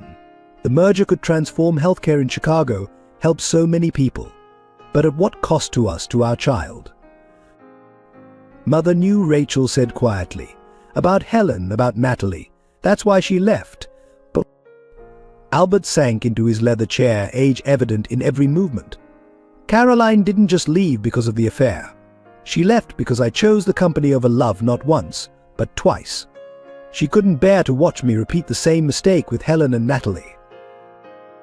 Further in the vault, Rachel discovered financial records detailing decades of careful support: private school tuition, medical school payments, trust funds established under obscure corporate entities.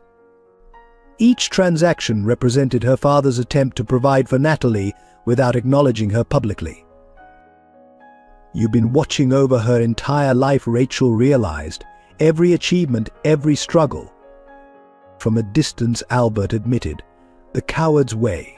I told myself I was protecting everyone, the company, our reputation, your future. But I was really just protecting myself from having to face my choices." A photograph slipped from between the letters. Helen at a hospital fundraiser, standing near Albert but carefully distant, her smile containing a sadness Rachel now understood. The date stamp showed it was taken just months before Helen's final departure.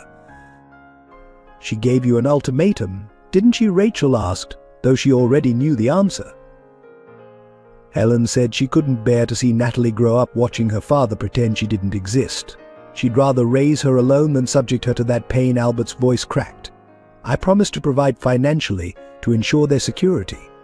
Helen said some things money couldn't buy. Rachel thought of her own childhood, of galas and board meetings, of a father more comfortable with spreadsheets than emotional conversations. She was right.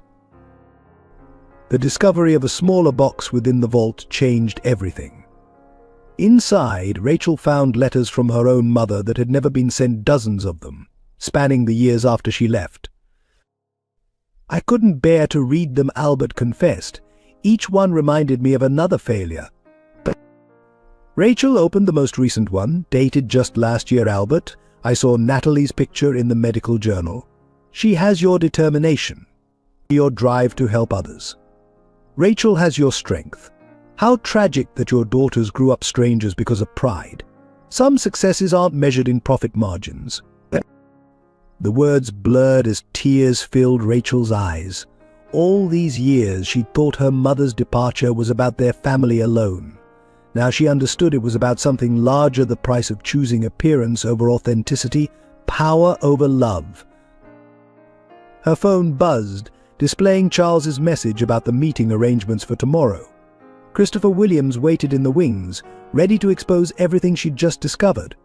But looking at her father now, seeing the toll of decades of secrecy, Rachel realized something crucial. "We can't let him win by using truth as a weapon," she said firmly. "These letters, these records, they tell a story of love, however imperfect. Of choices made for complex reasons. That's the story we need to tell." Albert looked up, surprised by the strength in her voice. "The board won't see it that way. The shareholders." "Forget the shareholders," Rachel interrupted. "For once, Father, think about family first. Real family, not the corporate image we've hidden behind." She gathered the letters carefully, including both Helen's and her mother's. Natalie deserves to read these. To understand that she was loved, even if that love was complicated by fear and circumstance. The sun had set by the time Rachel finished organizing the vault's contents, each document and photograph telling part of their family's complex history. Tomorrow they would face Christopher Williams with this truth as their shield. As she prepared to leave the study, Albert spoke again, his voice heavy with realization. "Your mother would be proud of you, Rachel. You've become the person she always hoped I could be." Rachel paused in the doorway, thinking of all the years lost to silence and pride. "It's not too late to become that person, Father. Starting tomorrow, we face everything together as a family." The Chicago Tribune's front page headline struck like a thunderbolt. "Whitmore Empire's hidden heir healthcare dynasty built on secrets and sacrifice." Margaret Chen's byline led into a story that would reshape the city's business landscape. Inside the Whitmore Towers executive conference room, the emergency board meeting had devolved into barely controlled chaos. Marcus Reynolds, the lead director, paced before the floor-to-ceiling windows as he read aloud from the article. Sources close to the company confirmed that Dr. Natalie Foster, recently appointed Director of Pediatric Services, is the previously unacknowledged daughter of Albert Whitmore. The revelation raises questions about the recent healthcare acquisitions and the company's dramatic shift in medical policy. Charles stood at the head of the table, his presence commanding attention even in crisis. "Before we proceed, you should know that we chose to release this information ourselves." Christopher Williams attempted to blackmail the company. "So it's true," Reynolds interrupted, his face flushed. "Everything in this article? The secret payments, the medical board cover-ups, the systematic concealment of an heir." Yes, Albert's voice carried across the room, steady despite his obvious fatigue. "Every word. And I'm prepared to take full responsibility." Rachel, seated beside her father, straightened in her chair. The story also details our healthcare division's remarkable success under Dr. Foster's leadership. Her qualifications and achievements stand on their own merit. The board erupted in overlapping voices until Charles raised his hand for silence. "The Morrison Group is already making moves to challenge our hospital acquisitions. We need to decide our response now." Outside, reporters gathered in the plaza below, their cameras trained on the tower's gleaming facade. Inside the mansion, Natalie watched the coverage on television, Pamela sleeping peacefully in her lap. Mrs. Sullivan brought her tea, her presence a quiet comfort. "The phones haven't stopped," the housekeeper reported. "Reporters, shareholders, even old hospital colleagues wanting to speak with you." Natalie nodded, her attention caught by a breaking news alert. Christopher Williams had called a press conference at the Morrison Group headquarters. The cameras focused on his familiar face, still handsome but harder than she remembered. The Whitmore family's admission raises serious ethical concerns, Christopher declared, his practiced sincerity perfectly calibrated. How many other decisions were influenced by personal relationships rather than proper corporate governance? The irony of his statement might have been amusing if the stakes weren't so high. Natalie's phone buzzed with a message from Dr. Martinez. The entire pediatric department is behind you. We're ready to speak out about the real story. Back in the boardroom, Rachel was presenting a strategic response plan. We control the narrative by focusing on transformation and redemption. The company's healthcare initiatives under Dr. Foster's leadership have improved thousands of lives. That's not despite our family connections, it's because of them. The shareholders won't care about feel-good stories, Reynolds objected. Our stock is already down 12%.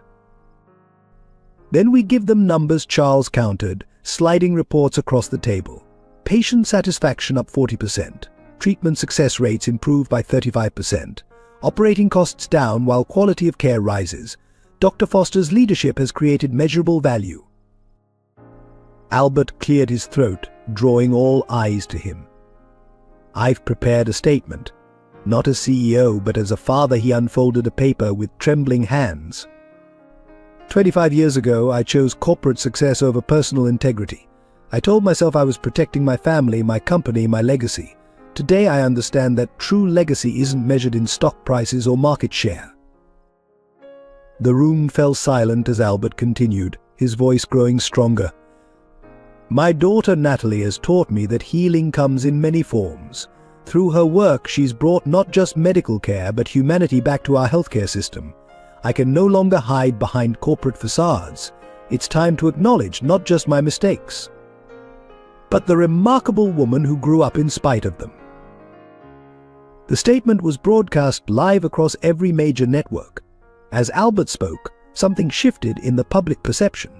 Social media filled with stories from parents whose children had been treated in Whitmore hospitals, from staff members describing Dr. Foster's leadership, from community members touched by the new outreach programs. Dr. Martinez organized a press conference of her own, surrounded by hospital staff who shared their experiences working with Natalie.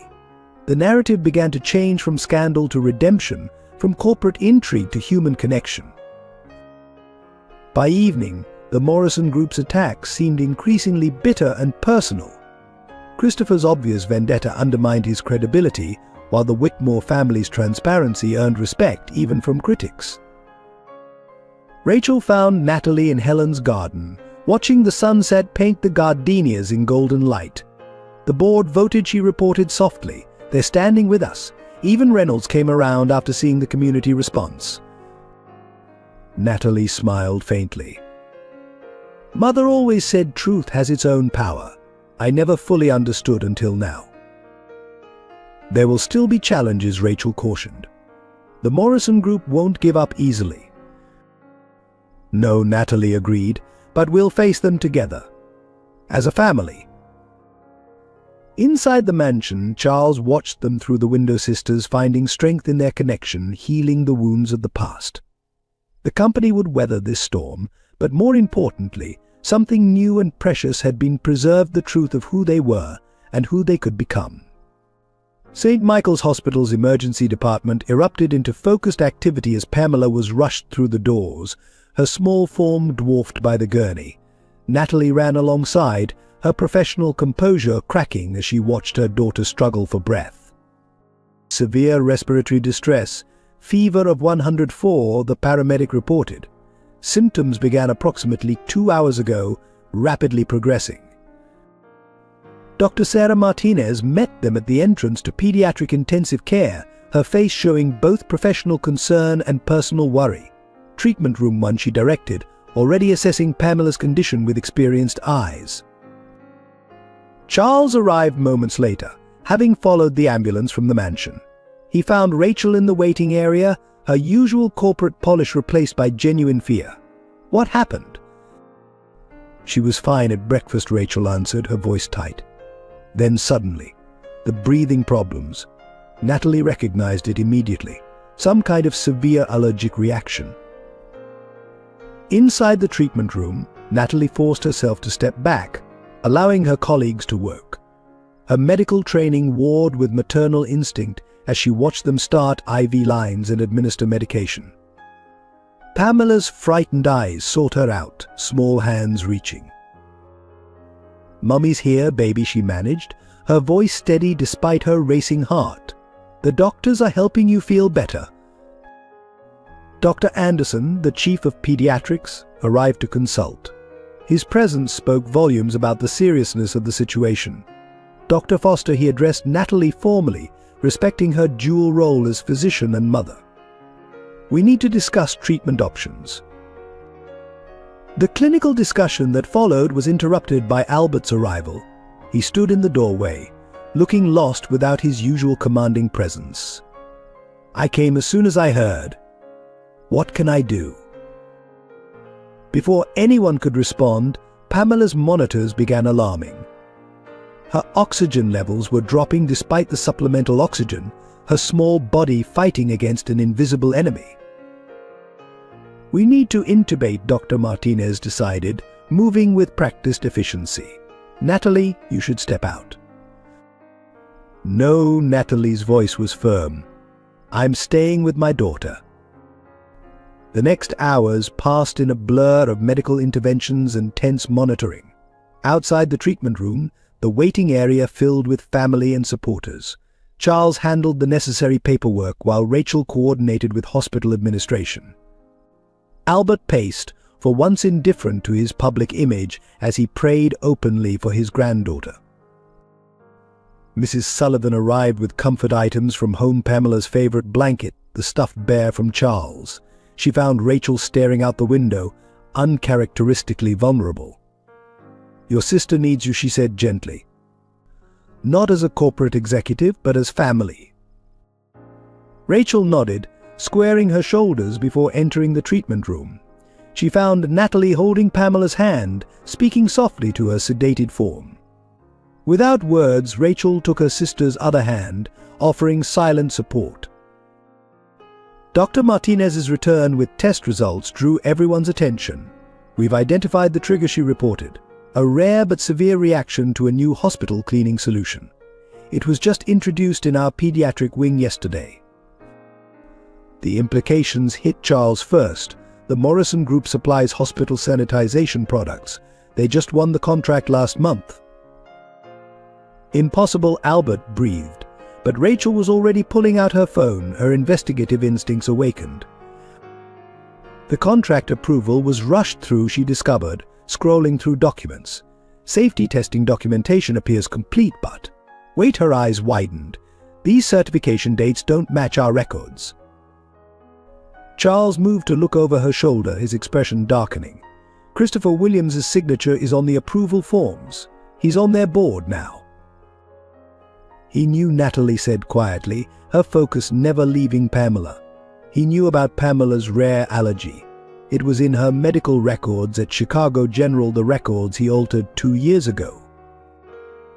The room fell silent except for the steady beep of monitors. The attack wasn't just professional anymore, it had become deeply, frighteningly personal.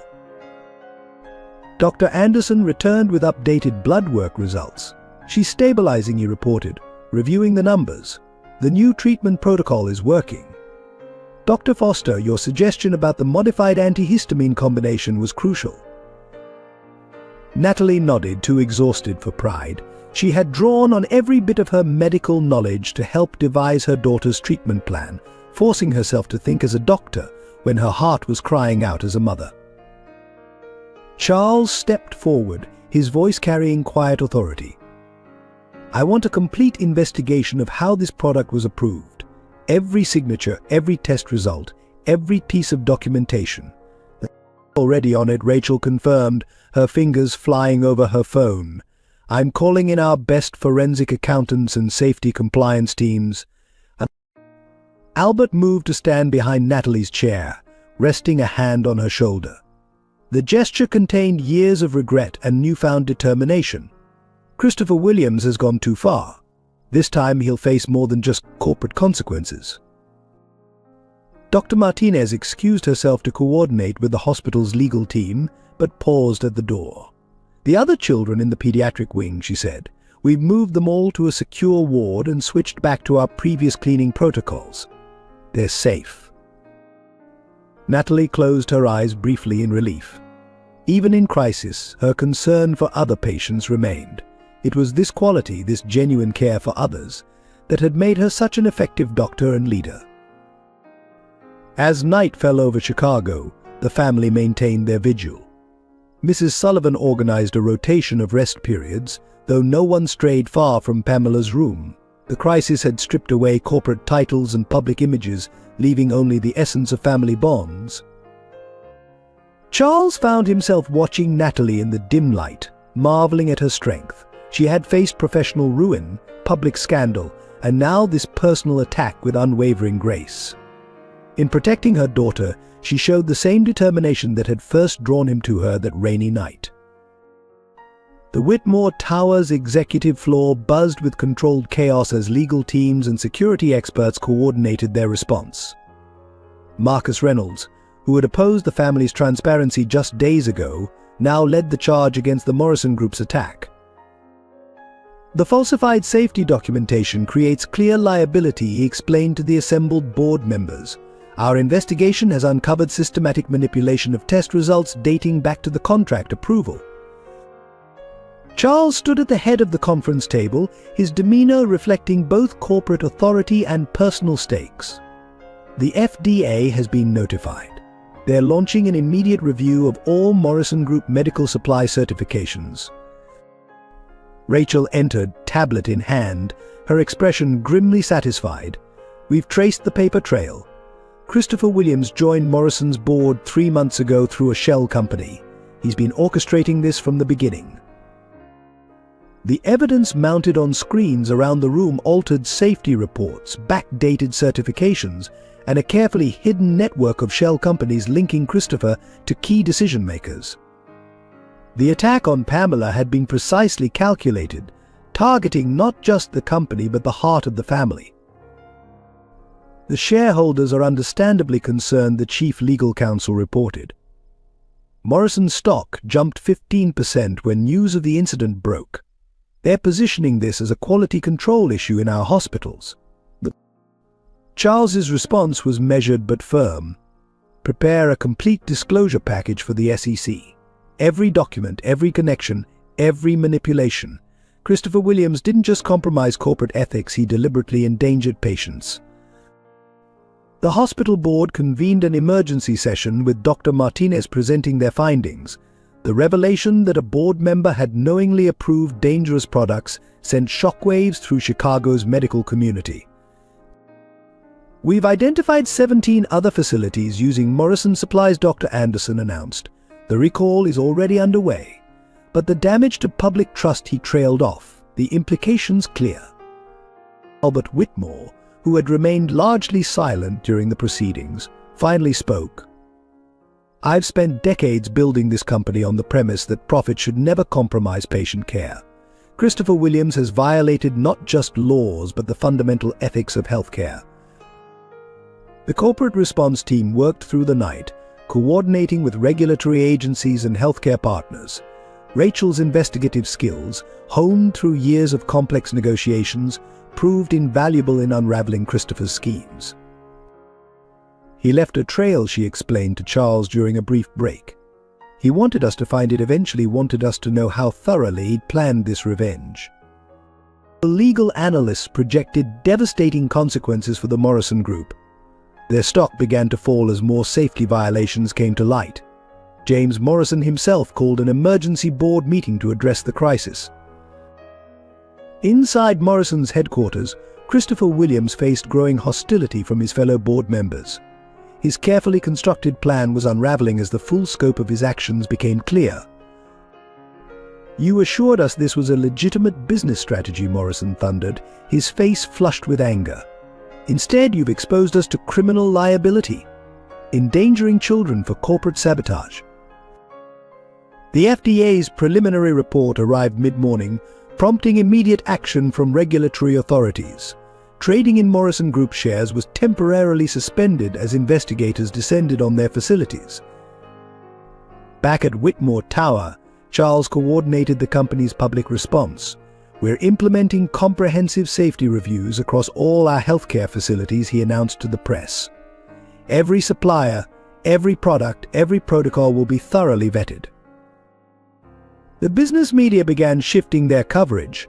Headlines moved from Whitmore family scandal to corporate whistleblower exposes healthcare safety crisis. The narrative transformed as the public recognized the broader implications of Christopher's actions. Rachel organized a joint statement from major hospital administrators supporting Whitmore Enterprises' safety initiatives. This isn't about corporate competition anymore, she told reporters. This is about protecting patients and restoring trust in healthcare systems. The board reconvened to review the latest developments. Marcus Reynolds, now fully aligned with the family's position, presented updated projections. Our stock has stabilized, he reported. The market is responding positively to our transparent handling of the crisis. Morrison Group, however, faces potential bankruptcy as lawsuits begin. Charles's phone buzzed with a message from the hospital. Pamela's condition was improving. The personal and professional crises seemed to be turning a corner simultaneously. Christopher Williams will face criminal charges, the legal team confirmed. The evidence of deliberate endangerment is overwhelming. Albert stood at his office window, watching the city below. I spent years protecting corporate interests at the expense of personal truth, he reflected. Christopher's actions have shown us the ultimate cost of that mindset. The day ended with a clear victory in sight, but no one felt like celebrating. The business crisis had been managed, but the personal toll, the sight of Pamela fighting for breath, the knowledge that corporate greed had threatened an innocent child, would not be forgotten. The hospital chapel provided a quiet sanctuary from the constant beeping of monitors and hushed medical discussions. Natalie sat in the dim light, exhaustion etched in every line of her face. The past 48 hours had tested her strength in ways she'd never imagined possible. Through the chapel's stained glass windows, dawn painted abstract patterns across the floor. Natalie heard familiar footsteps approaching Charles, who hadn't left the hospital since Pamela was admitted. "You should rest," he said softly, settling into the pew beside her. "I keep thinking about choices," Natalie replied, her voice rough from lack of sleep. "The choice Mother made to protect me by leaving. The choice I made to fight for my career. The choice Christopher made to pursue revenge at any cost." The mention of Christopher brought a shadow to Charles's face. The latest reports confirmed the deliberate nature of the attack. He had specifically targeted Pamela's ward with the contaminated supplies. "I thought I was protecting Pamela by rebuilding our life," Natalie continued, emotions finally spilling over. "Instead, I exposed her to danger. My professional ambitions, my desire to clear my name, was it worth risking her safety?" Charles turned to face her fully. "You can't blame yourself for Christopher's actions. You fought to provide Pamela a better life, to show her that truth and integrity matter." In the pediatric ICU, Rachel maintained her vigil by Pamela's bedside. The corporate warrior had been replaced by a protective aunt who read stories hour after hour, ensuring her niece never woke alone. Albert found her there, his own face lined with guilt and worry. "I should have stopped this years ago," he said quietly. "When Christopher first showed his true nature at the hospital, I could have prevented all of this." "We all missed the signs," Rachel acknowledged. "We were so focused on corporate success that we forgot success means nothing without humanity." Dr. Martinez entered with the latest test results, offering a small smile. "Her numbers are improving. The new treatment protocol is working exactly as Natalie predicted." The good news spread quickly through the family, but its impact was tempered by the weight of recent events. They had come too close to tragedy, and the realization of their vulnerability had shaken them deeply. Later that evening, as Pamela slept peacefully for the first time since the crisis began, the family gathered in the private waiting room.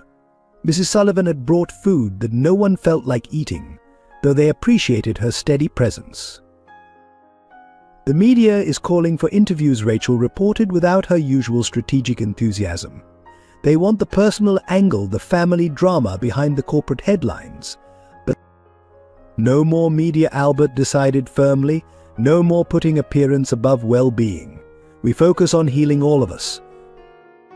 Charles watched Natalie through the observation window as she gently stroked Pamela's hair. The sight stirred something deep within him, a recognition of what truly mattered beyond business success and corporate power. "I'm stepping down as CEO," he announced quietly. The room fell silent. Rachel was the first to find her voice. "Charles, the company needs you now more than ever." "The company needs leadership that remembers humanity comes first," he countered. I watched Pamela fight for breath because we were all too focused on corporate battles to see the real threat. I won't make that mistake again. Natalie appeared in the doorway, having heard his declaration. "You can't give up everything you've built," she protested. "The healthcare division is making real changes, helping real people." "I'm not giving up," Charles replied, meeting her eyes. "I'm choosing what matters most. The company will survive with new leadership. But this family, what we've built here, that's irreplaceable." The truth of his words resonated with everyone in the room. They had all reached a breaking point, a moment of clarity where priorities shifted and values realigned. Albert stood, his decision evident in his bearing. "I'll call an emergency board meeting tomorrow.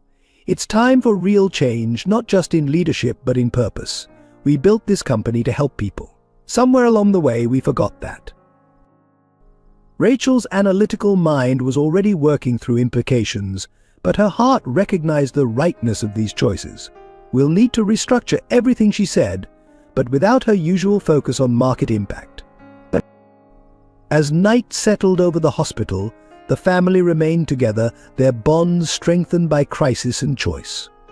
Pamela's steady breathing provided a peaceful counterpoint to their quiet conversations about future plans and new beginnings. In the softest hours before dawn, Natalie found Charles still keeping watch. "Thank you," she said simply, "for reminding us all what matters most." His response was to take her hand, a gesture that spoke of support, understanding, and possibilities yet to unfold. Together they watched the night sky lighten, knowing that whatever came next, they would face it as a family stronger for having been broken, wiser for having lost their way, and more determined than ever to protect what truly mattered. The leather-bound journal lay on Albert's desk, its pages worn with time yet carefully preserved. Mrs. Sullivan had discovered it while preparing Helen's memorial garden, tucked away in a weathered cedar box beneath the greenhouse floorboards. "She must have left it before her final departure," Mrs. Sullivan explained, her voice gentle as she handed the journal to Natalie. "Perhaps she knew someday you would need her words." Natalie traced the embossed initials on the cover HF, her fingers trembling slightly. The morning sun streamed through the study windows, casting a warm glow over the gathered family as she opened to the first entry.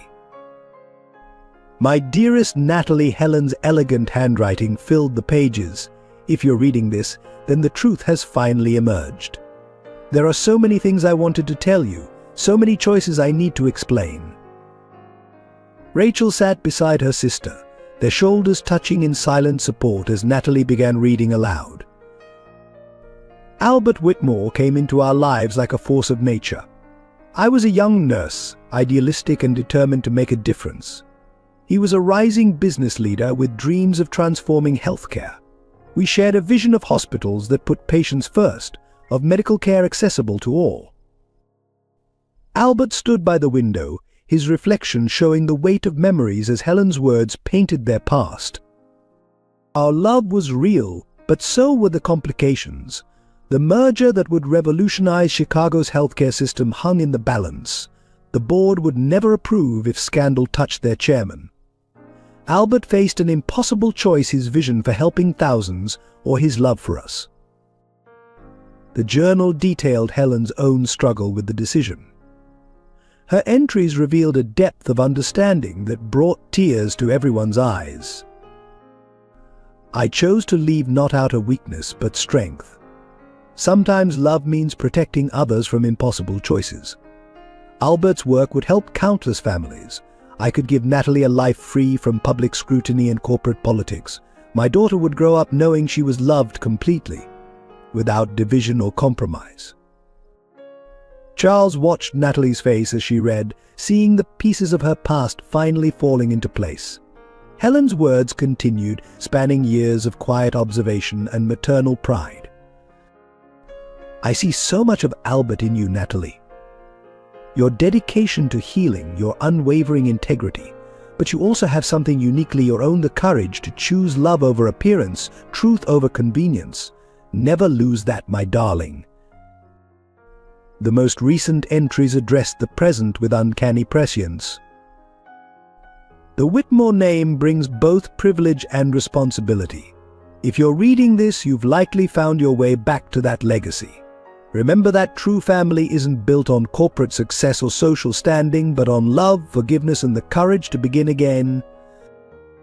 Rachel wiped tears from her eyes as Natalie read Helen's final entry.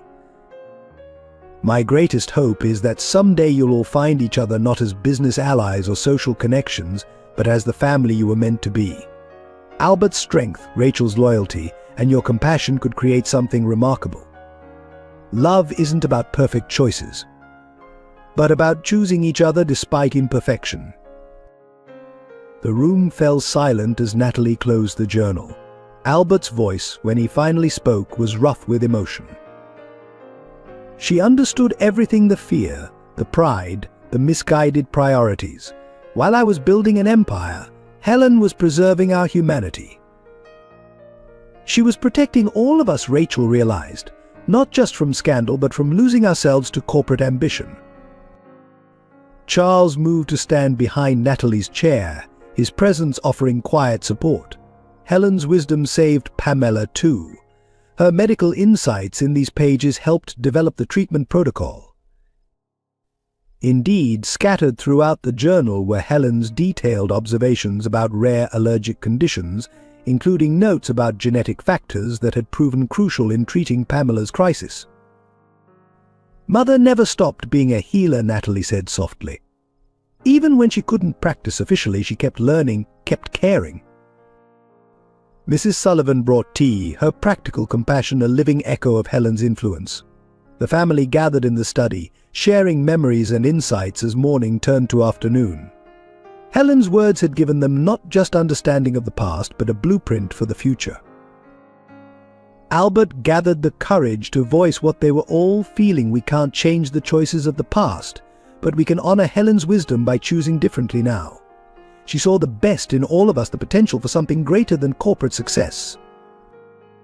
The Whitmore Towers executive boardroom held an unusual silence as Charles stood before the assembled directors. His formal resignation letter lay unopened on the polished mahogany table, but his words carried unwavering conviction. "For 20 years I've measured success in profit margins and market share," he began. "Recent events have shown me the cost of that narrow vision. Effective immediately, I am stepping down as CEO to focus on restructuring our healthcare initiatives from the ground up." Marcus Reynolds, his usual skepticism tempered by recent events, leaned forward. "The shareholders will demand answers. The stock price has finally stabilized after the Morrison crisis." "Some answers matter more than stock prices," Charles replied, retrieving Helen's journal from his briefcase. "This document outlines a healthcare philosophy we've forgotten, one that puts healing above profit, humanity above corporate metrics." Rachel, seated at her father's right hand, recognized her cue. She distributed comprehensive folders to each board member. "These documents detail our proposed restructuring. We're not abandoning profit, we're redefining how we measure success." The presentation that followed revealed months of careful planning. Charts and projections demonstrated how ethical healthcare practices could align with sustainable profitability. Helen's medical insights, preserved in her journal, provided the foundation for innovative patient care protocols. Albert listened with growing pride as his children presented their vision. The corporate titan who had once chosen power over love found himself moved by their commitment to balancing business success with human compassion. "The Morrison Group's attacks exposed our vulnerabilities," Rachel explained, "but they also revealed our greatest strength, the trust of our patients and staff. Dr. Foster's leadership of the pediatric division has shown us a better way forward." In her office at Chicago General, Natalie faced her own moment of truth. The medical board had offered to fast-track her reinstatement as chief of pediatrics, with additional oversight of research programs. "Your mother's research notes are revolutionary," Dr. Martinez explained, reviewing Helen's documented cases. "Combined with your innovations in treatment protocols, we could transform pediatric care standards across the country." Natalie studied the familiar walls of her office, remembering the young doctor she'd been before Christopher's betrayal. "I want to heal more than just patients," she said finally. "Our entire approach to healthcare needs rehabilitation." The decision crystallized as she watched Pamela, now fully recovered, playing in Helen's garden through her office window. The child's laughter carried up to where Charles stood beside her, a reminder of what truly mattered. "I'll accept the position," Natalie told the board, "but with conditions. We implement Helen's patient-first protocols throughout the system. Every decision, every policy must serve the fundamental goal of healing." The corporate restructuring sent ripples through Chicago's business community. When Albert Whitmore announced his retirement as chairman, stepping into an advisory role focused on healthcare accessibility, the financial press predicted disaster. Instead, something remarkable emerged.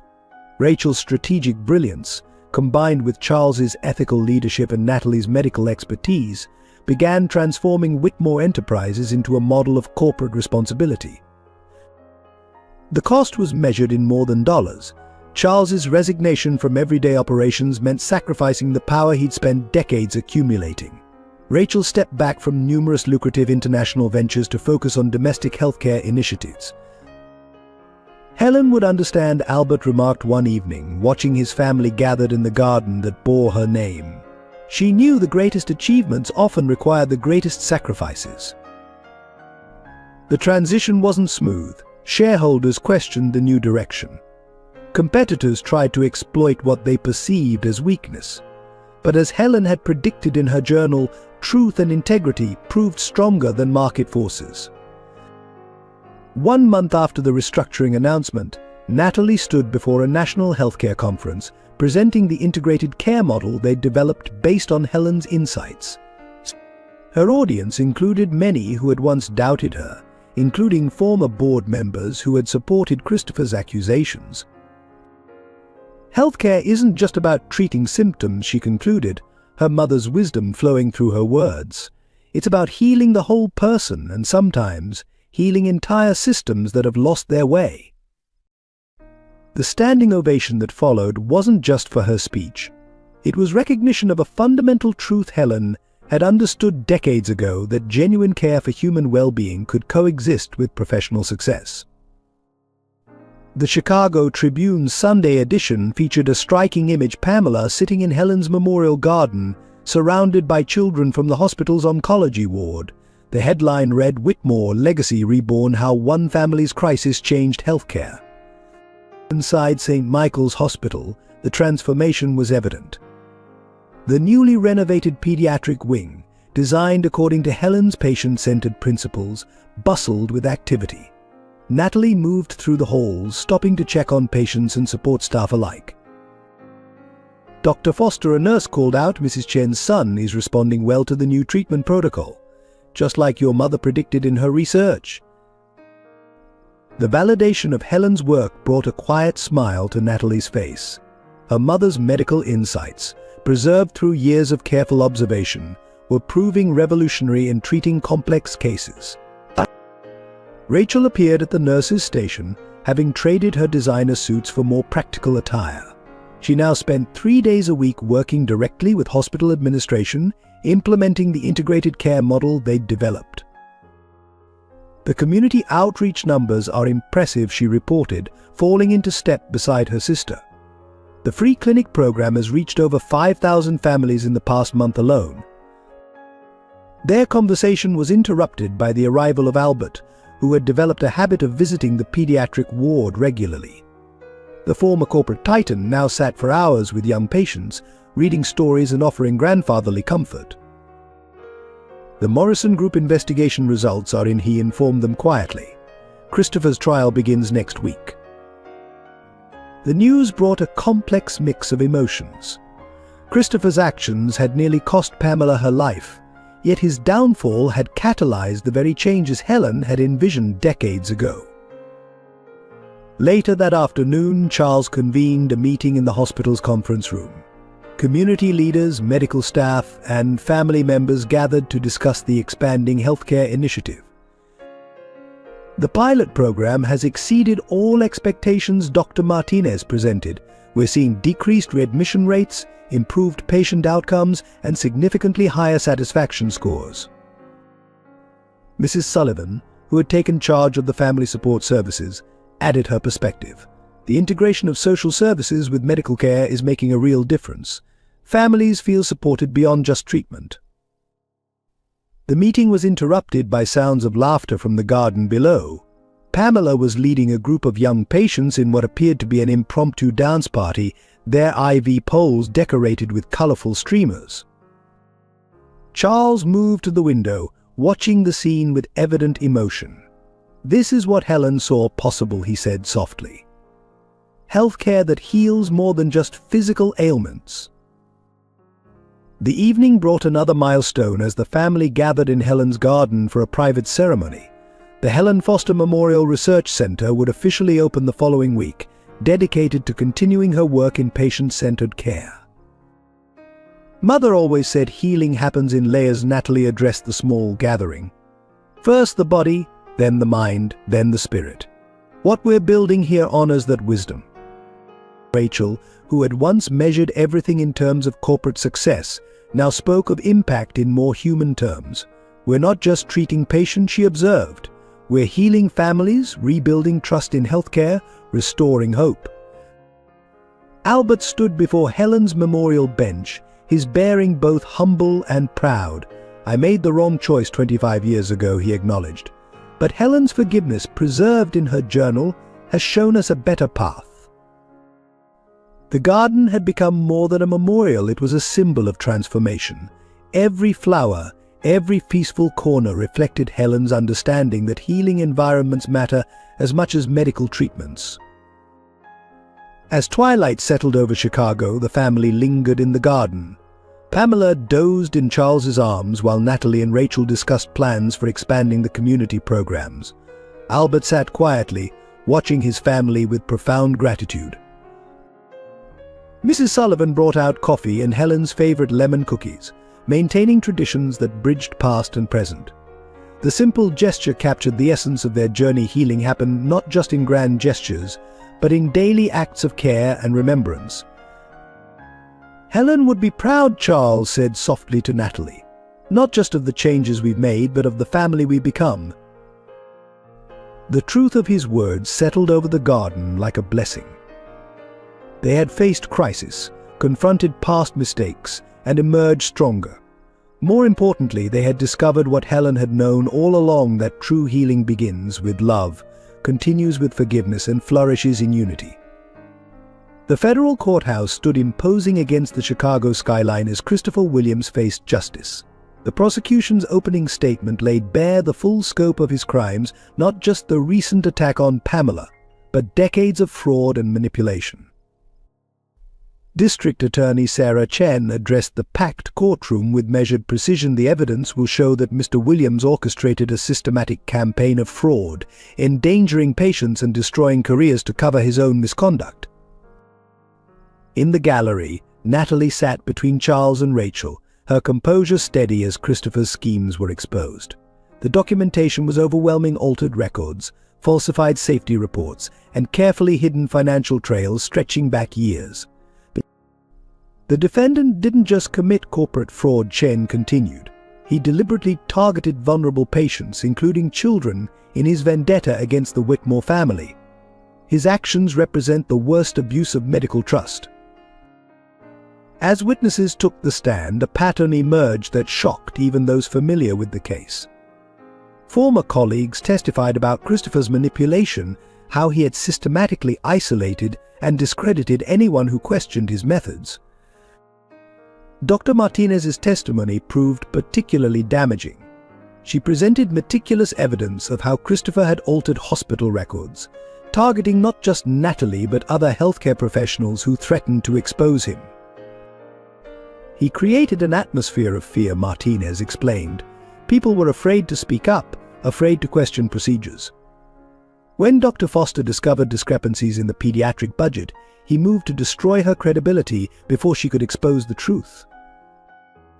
The most devastating testimony came from James Morrison himself, now seeking leniency through cooperation. The former business titan described how Christopher had manipulated his way onto Morrison Group's board with the sole purpose of accessing resources for his revenge. He presented himself as a healthcare expert who could help us compete with Whitmore Enterprises, Morrison testified. We didn't realize he was using our company to pursue a personal vendetta. During a court recess, Albert found Natalie in the courthouse garden. I should have seen through him years ago, he said quietly. When he first joined the hospital board, there were signs I chose to ignore. Natalie's response reflected Helen's Wisdom Mother's journal, talked about institutional blindness, how success can make us stop questioning, stop seeing what's right in front of us. The trial's most powerful moment came when Pamela's medical records were presented. The prosecution demonstrated how Christopher had specifically chosen cleaning products known to trigger her rare allergy, using information from the records he had altered years before. Charles's testimony detailed the corporate investigation that exposed the scheme. The attack on my granddaughter wasn't just criminal negligence, he stated firmly. It was a calculated act of revenge that could have cost an innocent child her life. Rachel's strategic expertise proved crucial in unraveling the financial aspects of Christopher's crimes. She traced complex money trails that revealed how he had profited from both the original hospital fraud and his position at Morrison Group. As the evidence mounted, Christopher's carefully maintained facade began to crack. His expression shifted from confident to desperate as former allies turned against him, revealing the true nature of his character.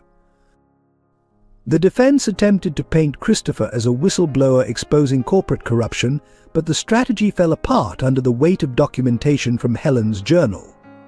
Her detailed records, combined with Dr. Martinez's investigation, provided irrefutable proof of his guilt. On the trial's final day, before the jury retired to deliberate, Christopher requested to address the court. His statement revealed the depth of his bitterness. Everything I did was justified, he declared, his composure finally breaking. The Whitmore empire was built on secrets and lies. I just exposed the truth. Albert stood, addressing his former protégé with quiet authority. The truth, Christopher, is that you became what you claimed to fight against. You sacrificed ethics for revenge, patient safety for personal gain. The jury's deliberation was brief. The verdict, guilty on all counts, represented more than just legal justice. It validated the Whitmore family's transformation, their choice to embrace truth over appearance, healing over power. Outside the courthouse, reporters gathered as the family faced the media together. Natalie, speaking for them all, delivered a statement that captured their journey. Today isn't about victory or vindication. It's about acknowledging that true healing requires truth, however difficult that truth might be. Our family has learned this lesson through both triumph and tragedy. Moving forward, we remain committed to healthcare that puts patients first, guided by the wisdom of those who showed us a better way. The evening found them gathered in Helen's garden, where Pamela played safely among the flowers her grandmother had loved. The garden had become their sanctuary, a place where past and present merged in healing harmony. The morning sunlight filtered through the stained glass windows of St. Michael's Hospital Chapel as Caroline Whitmore, Rachel's mother, stepped inside for the first time in 25 years. Her return to Chicago, prompted by news of Pamela's illness and the family's transformation, marked another pivotal moment in their collective healing. Rachel stood frozen at the chapel entrance, emotion overwhelming her usual composure. Mother, the word carried decades of questions and longing. Caroline turned, her elegant bearing softened by evident emotion. I received your letters, she said softly, all of them. When I read about what happened to Pamela, about how the family came together, I knew it was time. Their reunion drew Albert from his morning hospital rounds.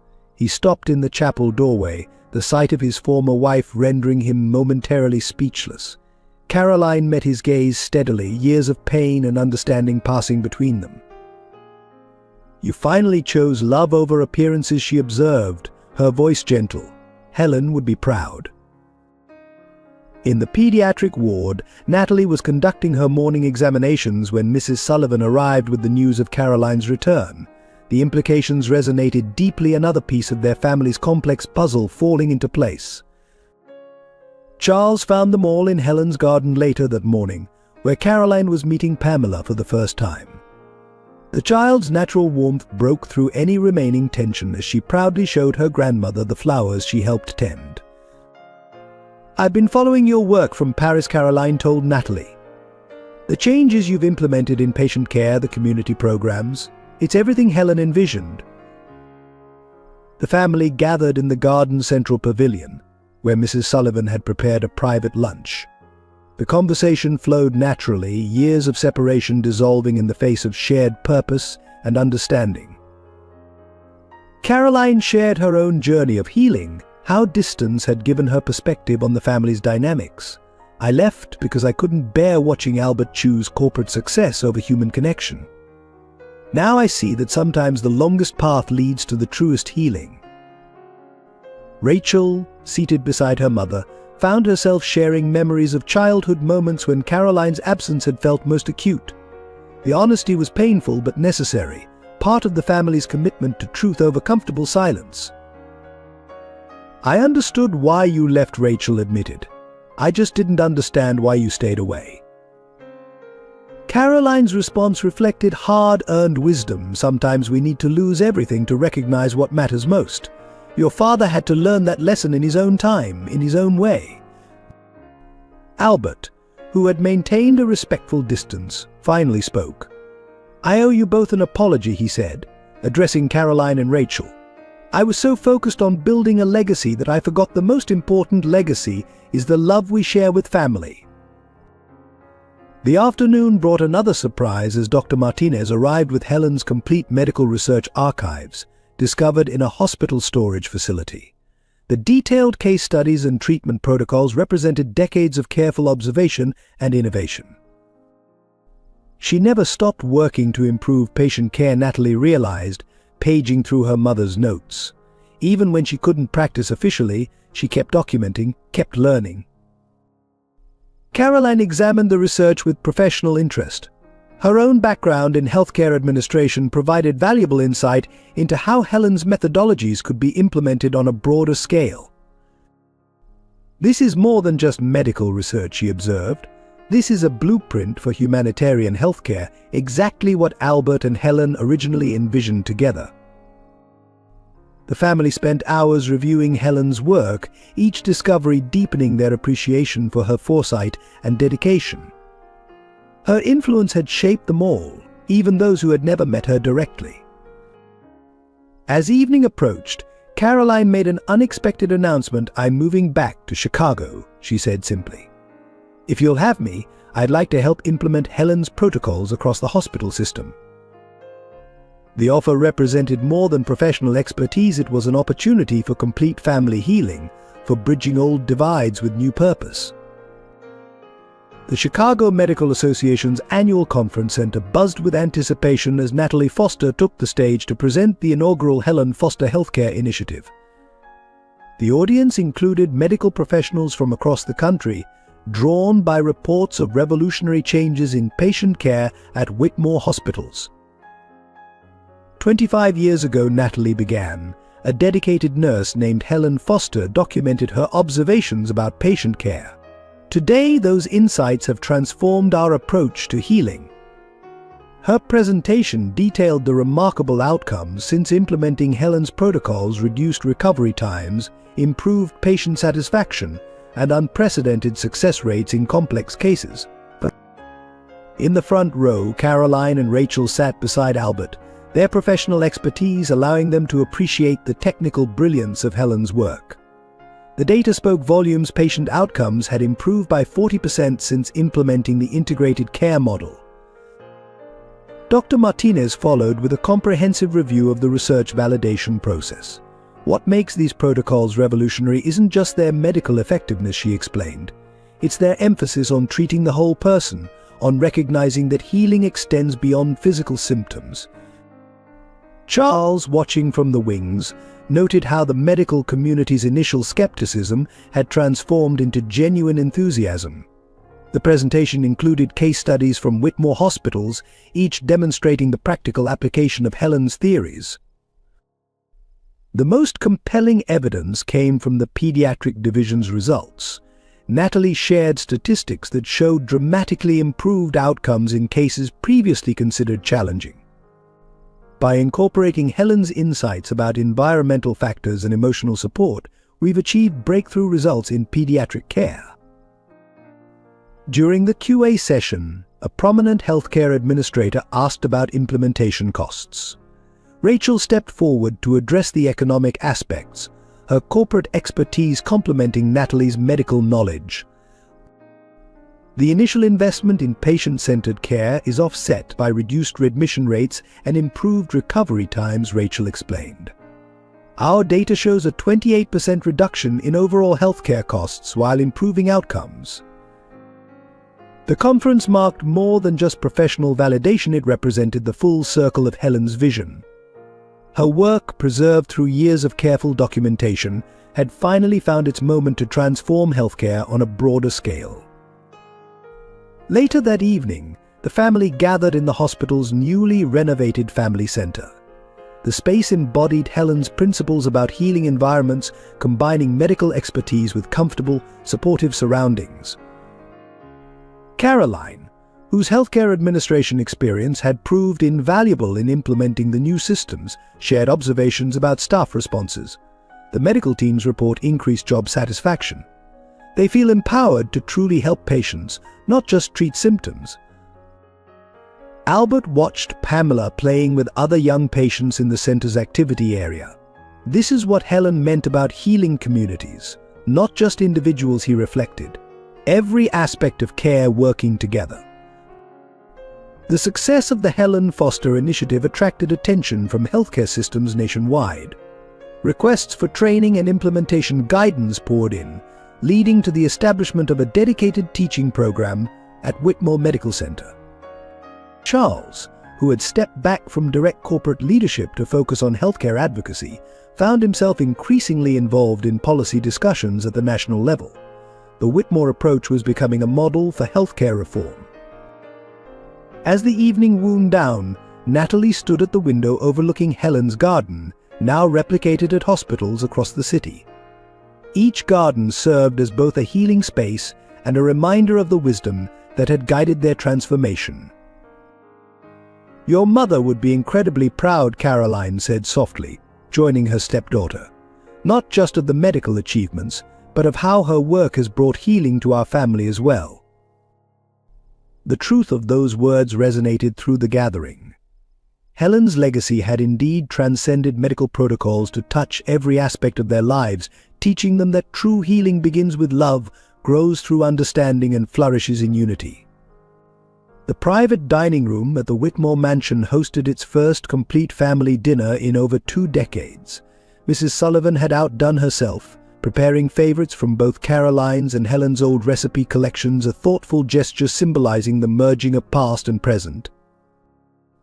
Albert sat at the head of the table, a position that once represented corporate authority but now carried a different weight of responsibility. Caroline occupied the other end, her presence filling a void that had shaped their family dynamics for years.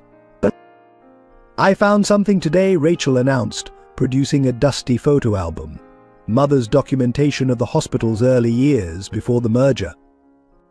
The photographs captured moments of profound significance: Albert and Helen collaborating on healthcare initiatives, Caroline organizing community outreach programs, the foundation of what would become their life's work. Natalie studied an image of her mother standing proudly in front of the original pediatric ward. She never lost sight of the fundamental purpose, she observed. Even when circumstances forced her away, she kept working toward better patient care. Charles, seated beside Natalie, recognized the same determination in her approach to rebuilding the healthcare division. "You've inherited that clarity of purpose," he noted quietly. "It's what drew me to stop that night in the rain." The conversation flowed naturally into discussing the future.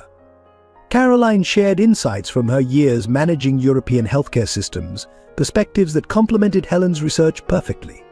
The integration of community support with medical care. Helen saw its importance decades ago. Rachel, who had once viewed corporate success solely through profit metrics, now spoke passionately about expanding their community health initiatives. The data supports everything Mother believed about holistic healing approaches. Pamela's presence at the table added another dimension to their discussion. The child who had nearly become a casualty of old grievances now represented hope for the future. She moved easily between her grandparents, accepting love from all sides without the burden of past divisions. "I've been thinking," Albert said during a quiet moment, "about renaming the Whitmore Medical Center." He looked around the table, meeting each person's eyes. "The Helen Foster Center for Integrated Healthcare." A proper recognition of her vision. The suggestion carried weight beyond simple recognition. It represented Albert's public acknowledgement of Helen's contribution, his willingness to finally place love above appearance. Caroline was the first to respond, her voice carrying years of understanding. "It's a fitting tribute, Albert. Not just to Helen, but to the principles she championed." As dinner progressed, Mrs. Sullivan noticed subtle but significant changes in how the family interacted. Old tensions had transformed into thoughtful consideration. Past hurts were acknowledged openly, but without bitterness, making space for new connections to form. Rachel and Natalie's sisterly bond continued to deepen, their different strengths creating a powerful synergy in both personal and professional spheres. "We should have had this all along," Rachel reflected, watching Natalie help Pamela with her dessert. Mother tried to tell Father that success without family isn't really success at all. Charles observed the family dynamics with quiet satisfaction, noting how his own role had evolved from corporate ally to something more fundamental. His connection with Natalie had grown naturally, rooted in mutual respect and shared values rather than crisis or obligation. Later, as they gathered in the garden Helen had inspired, Albert addressed them all.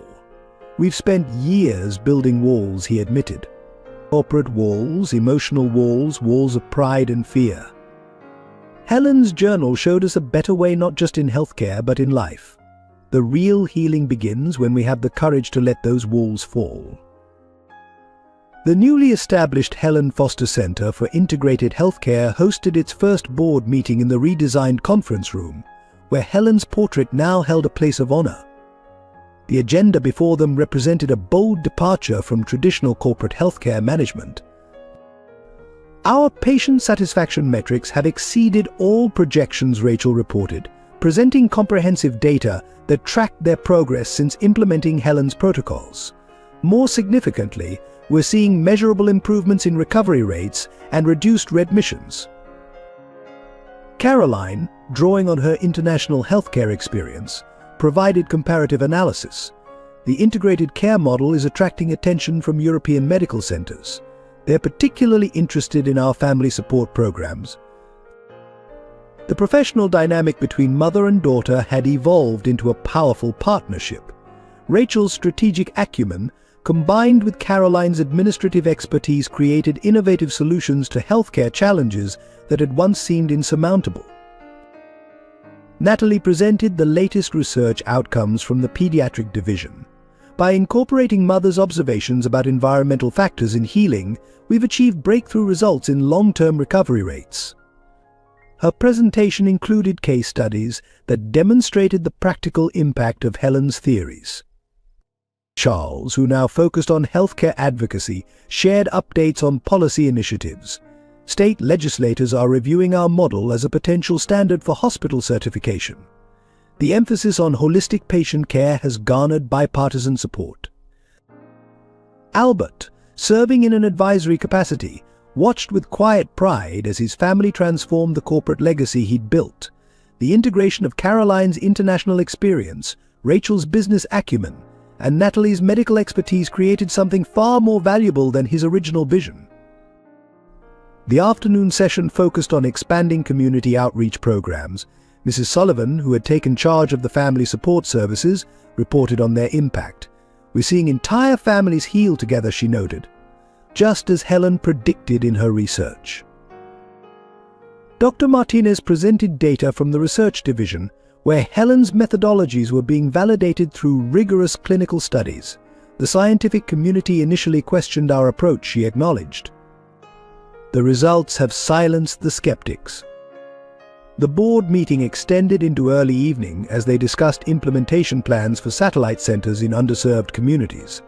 Rachel and Caroline had identified locations where the integrated care model could have the most significant impact.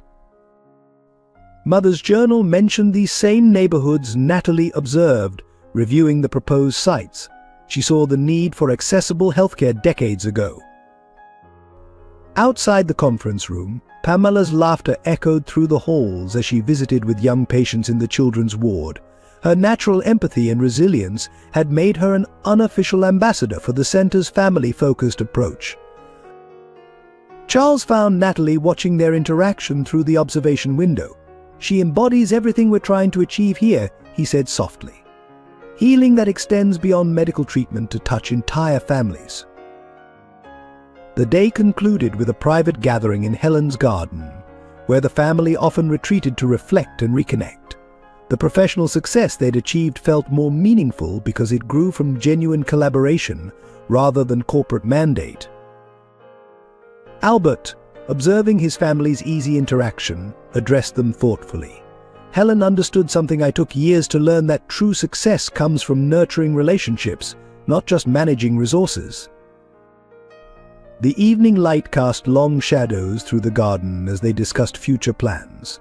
Their professional achievements, impressive as they were, felt secondary to the deeper healing they'd found together. The Helen Foster Community Health Fair transformed the hospital grounds into a celebration of integrated healthcare. Families from across Chicago gathered beneath white tents, where medical professionals offered screenings, wellness education, and preventive care consultations. Caroline oversaw the main pavilion, where international healthcare experts presented innovative approaches to community medicine. Her years of experience in European healthcare systems had helped create a model that bridged cultural and economic divides. Helen's vision was always about accessibility, she explained to visiting administrators. Quality healthcare shouldn't be limited by social or economic barriers. Rachel coordinated with local business leaders, establishing partnerships that would sustain their community initiatives. Her corporate expertise now served a deeper purpose, creating sustainable programs that would outlast any single funding source. "The business community has embraced our integrated approach," she reported during the afternoon session. "They recognize that healthy communities create stronger economies." Natalie moved between medical stations, ensuring that Helen's protocols were properly implemented. Young medical students shadowed her, learning firsthand how to combine clinical excellence with genuine compassion. "Your mother's research changed how we think about patient care," one resident observed. "It's not just about treating symptoms anymore." The impact of their work became evident in individual stories. A grandmother described how the family support services had helped her grandson recover from serious illness. A single father tearfully thanked them for making specialized care accessible to his children.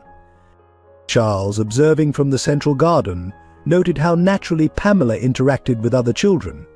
She had become a living testament to their mission, demonstrating the resilience that comes from comprehensive support.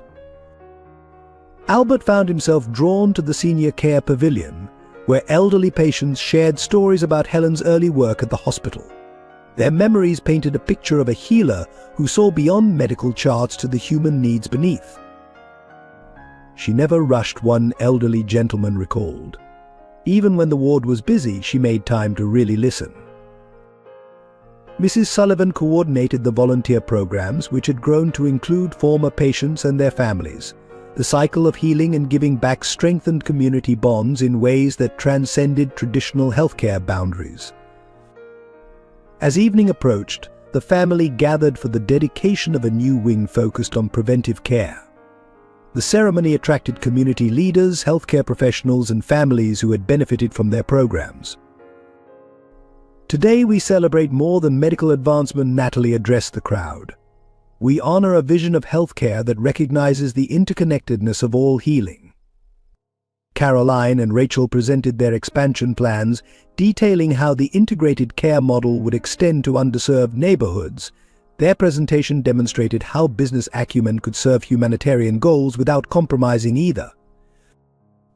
The day concluded with a candlelight ceremony in Helen's garden, where community members shared stories of transformation and hope. The garden had become more than a memorial, it was a symbol of their commitment to nurturing both physical and emotional healing. Charles found Natalie later that evening, as stars began appearing above the garden.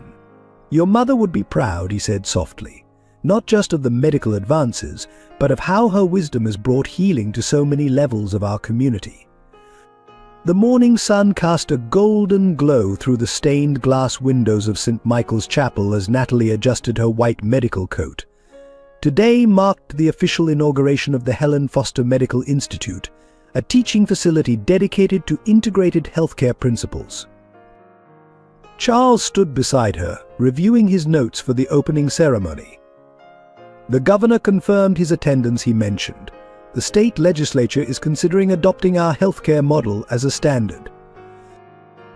The transformation of Whitmore Enterprises into a leader in humanitarian healthcare had exceeded even their most optimistic projections.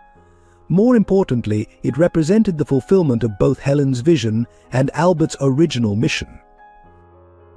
Rachel entered, carrying the latest financial reports. Her tailored suit reflected her corporate expertise, but her demeanor had softened, balanced now by genuine human connection. "The endowment fund has surpassed our targets," she announced. "We can expand the scholarship program for medical students committed to community healthcare." Caroline joined them, bringing international perspective to their achievement. Her return to Chicago had bridged more than geographical distances, it had completed a circle of healing that extended far beyond their family. "The European Medical Council has approved our certification program," she reported. "Helen's protocols will be implemented across partner institutions in 12 countries." Albert arrived last, looking more peaceful than he had in decades. The weight of past choices had lifted, replaced by the satisfaction of seeing his family united in meaningful purpose. The board meeting just concluded, he shared, "Unanimous approval for the next phase of community clinics." Pamela's entrance with Mrs. Sullivan brought lightness to the formal gathering. Now 8 years old, she moved with the confidence of a child who had known only love and support, the living embodiment of their integrated care philosophy. Dr. Martinez arrived with the final statistics for their first 5 years of operation. Patient recovery rates have improved by 60%, she detailed. Long-term wellness indicators show unprecedented positive trends. The chapel filled gradually with hospital staff, community leaders, and families who had benefited from their programs. The gathering represented every aspect of their integrated approach to healing. Natalie stepped to the podium, her mother's journal resting beside her notes. 5 years ago, we discovered a blueprint for healthcare that puts humanity first, she began. Today, we're not just celebrating institutional success. We're honoring the wisdom that showed us how healing happens on multiple levels. She gestured to her family seated in the front row. We learned that true healing requires more than medical expertise. It needs the strategic vision to make care accessible, the administrative skill to make it sustainable, and most importantly, the compassion to make it meaningful. Charles watched her with quiet pride, remembering the desperate mother he'd encountered in the rain. Her journey from crisis to leadership had inspired similar transformations in countless others. Rachel and Caroline sat together, their restored relationship symbolizing the power of reconciliation. Their combined expertise had created systems that made quality healthcare available to all, regardless of circumstances. Albert listened intently, hearing echoes of Helen's wisdom in their achievements. His corporate legacy had evolved into something far more valuable than market success, a model for humanitarian healthcare that would benefit generations.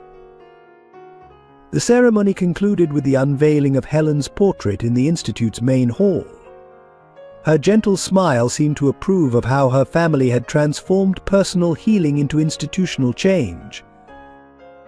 Later, in Helen's garden, the family gathered privately to reflect on their journey. Pamela tended to her designated flower bed, unaware of how her near tragedy had catalyzed their transformation. "Mother always said that crisis contains opportunity," Natalie observed, watching her daughter. She understood that healing happens in layers, starting with honest acknowledgement of wounds. The grand ballroom of the Whitmore estate hosted a gala celebrating 5 years of the Helen Foster Medical Institute. The event marked more than institutional success; it represented the complete transformation of a family once divided by corporate ambition. Albert Whitmore rose to address the distinguished gathering, his bearing reflecting both authority and humility. "When we began this journey, we thought we were transforming healthcare. In truth, healthcare transformed us. Helen's vision showed us that healing begins with honesty and grows through unity." Caroline, elegant in midnight blue, sat beside Rachel at the family table. Their restored relationship had become a source of strength, combining Caroline's international healthcare expertise with Rachel's corporate acumen to create sustainable humanitarian programs. "The European partnership exceeds our projections," Caroline reported during the formal presentation. 10 new integrated care centers will open across 3 continents next year, all following Helen's protocols. Rachel shared statistics that demonstrated their impact. Patient outcomes have improved by 70% in communities with our integrated care model. More importantly, we're seeing generational changes in how families approach healthcare. Charles, who had transitioned from corporate leadership to healthcare advocacy, presented their legislative achievements. State lawmakers have unanimously approved the Foster Whitmore healthcare standards. These guidelines ensure that integrated care becomes the norm, not the exception. Natalie's presentation focused on the human impact of their work. She shared stories of families healed, communities strengthened, and medical students inspired to pursue humanitarian healthcare. Mother believed that every patient deserves dignity, understanding, and comprehensive support. Today, that belief shapes medical education across the globe. Pamela, now carrying herself with the grace of early adolescence, participated in the ceremony by presenting scholarships to medical students committed to community healthcare. Her natural empathy and insight reflected the best qualities of both her mother and grandmother. Dr. Martinez received special recognition for her role in validating Helen's research. The medical community once questioned these methods, she acknowledged.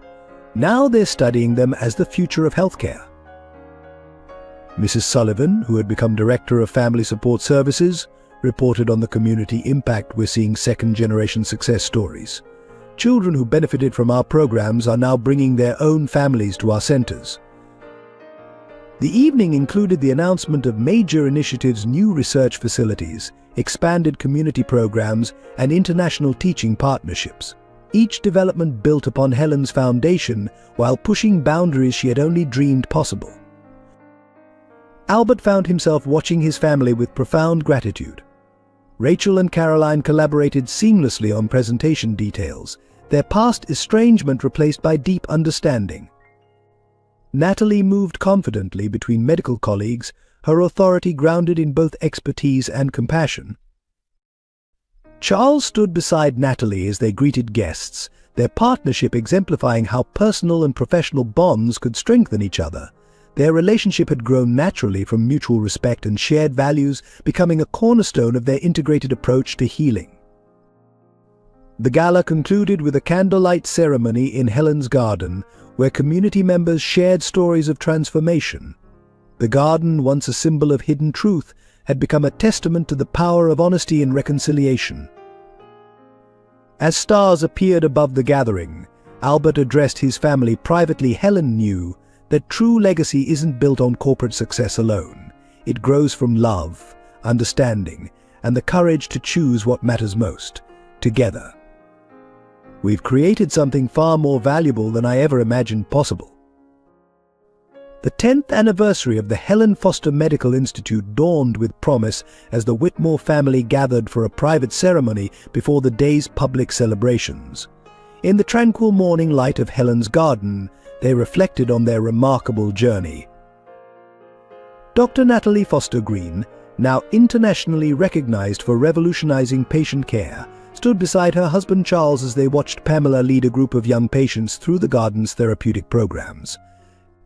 Their daughter had grown into a poised teenager who embodied Helen's compassionate spirit and the family's commitment to healing. Today we celebrate more than institutional success, Natalie addressed her gathered family. We honor a transformation that began with one woman's vision and grew through our collective courage to choose truth over appearance, love over ambition. Rachel and Caroline had collaborated to establish the Whitmore Foundation for Global Healthcare, extending Helen's integrated care model to developing nations. Their mother-daughter partnership had become a powerful force for positive change, proving that reconciliation could yield extraordinary results. The foundation has established 50 integrated care centers across 3 continents, Rachel reported, sharing the latest data. Each facility implements Helen's protocols while respecting local cultural practices. The results consistently exceed expectations. Albert Whitmore, now in his serene later years, watched his family with quiet joy. The corporate titan, who once prioritized profit over personal connection, had discovered a deeper form of success through their shared mission of healing. Helen understood something I took too long to learn, he reflected. True legacy isn't measured in market shares or profit margins. It's measured in lives touched, families strengthened, and communities transformed. The institute itself had become a global center for medical education, attracting students committed to humanitarian healthcare. Dr. Martinez, serving as Director of Research, had developed a comprehensive curriculum that combined Helen's insights with cutting-edge medical science. Our graduates don't just become skilled physicians, Martinez explained. They become healers who understand that medical care is only one component of overall wellness. The evening's public celebration showcased the far-reaching impact of their work. Community leaders shared stories of neighborhoods revitalized through accessible healthcare. International partners reported on successful implementations of the Foster-Whitmore model across diverse cultural contexts. Mrs. Sullivan, who had mentored countless family support coordinators, presented data on generational impact. We're seeing children who benefited from our early programs now bringing their own families to our centers. The cycle of healing continues. Charles, whose advocacy had helped make integrated healthcare a national standard, announced ambitious new initiatives. Today we launch the next phase of our mission. The Helen Foster Global Health Initiative will ensure that quality healthcare becomes accessible to every community, regardless of economic status. As twilight settled over the garden, Pamela unveiled a new installation, a series of healing gardens designed by young patients, each reflecting their personal journeys of recovery. The project exemplified their commitment to involving patients in their own healing process. Caroline, whose return had completed their family circle, addressed the gathering a decade ago. We discovered that institutional healing begins with personal truth. Helen's wisdom showed us that when we have the courage to face our own wounds, we gain the strength to heal others. The family's journey had transformed not just healthcare but their understanding of success itself. Through their united efforts, they had created something far more valuable than corporate achievement, a legacy of healing that would benefit generations to come. As stars appeared above Helen's garden, Natalie shared a final reflection. Mother believed that every person deserves not just medical care, but understanding, dignity, and support. Through our work together, we've proven that her vision wasn't just idealistic, it was transformative. The evening concluded with the announcement of the Helen Foster Memorial Scholarship, ensuring that future generations of healthcare professionals would carry forward their integrated approach to healing. The scholarship, like Helen's legacy, represented the perfect fusion of professional excellence and humanitarian purpose. Looking out over the gathered community, the Whitmore family stood united not just by blood or marriage, but by shared commitment to a vision larger than themselves. They had discovered that true healing begins with honesty, grows through unity, and flourishes when love guides every decision. The future stretched before them, bright with possibility. As they continued the work, Helen had begun transforming healthcare one life, one family, one community at a time. We'd love to hear your thoughts on this powerful story of family healing and transformation. What resonated most with you? Was it the journey from crisis to redemption, the power of truth to heal old wounds, or perhaps the triumph of compassion over corporate ambition? Share your perspective in the comments below, and let's discuss how choosing love over appearances can transform not just families, but entire communities. Join our growing community of thoughtful viewers who appreciate meaningful stories that touch the heart and inspire positive change. Subscribe to our channel and activate notifications to be part of this journey of discovery. Every day, we bring you carefully selected narratives that remind us of our shared humanity and the power of forgiveness.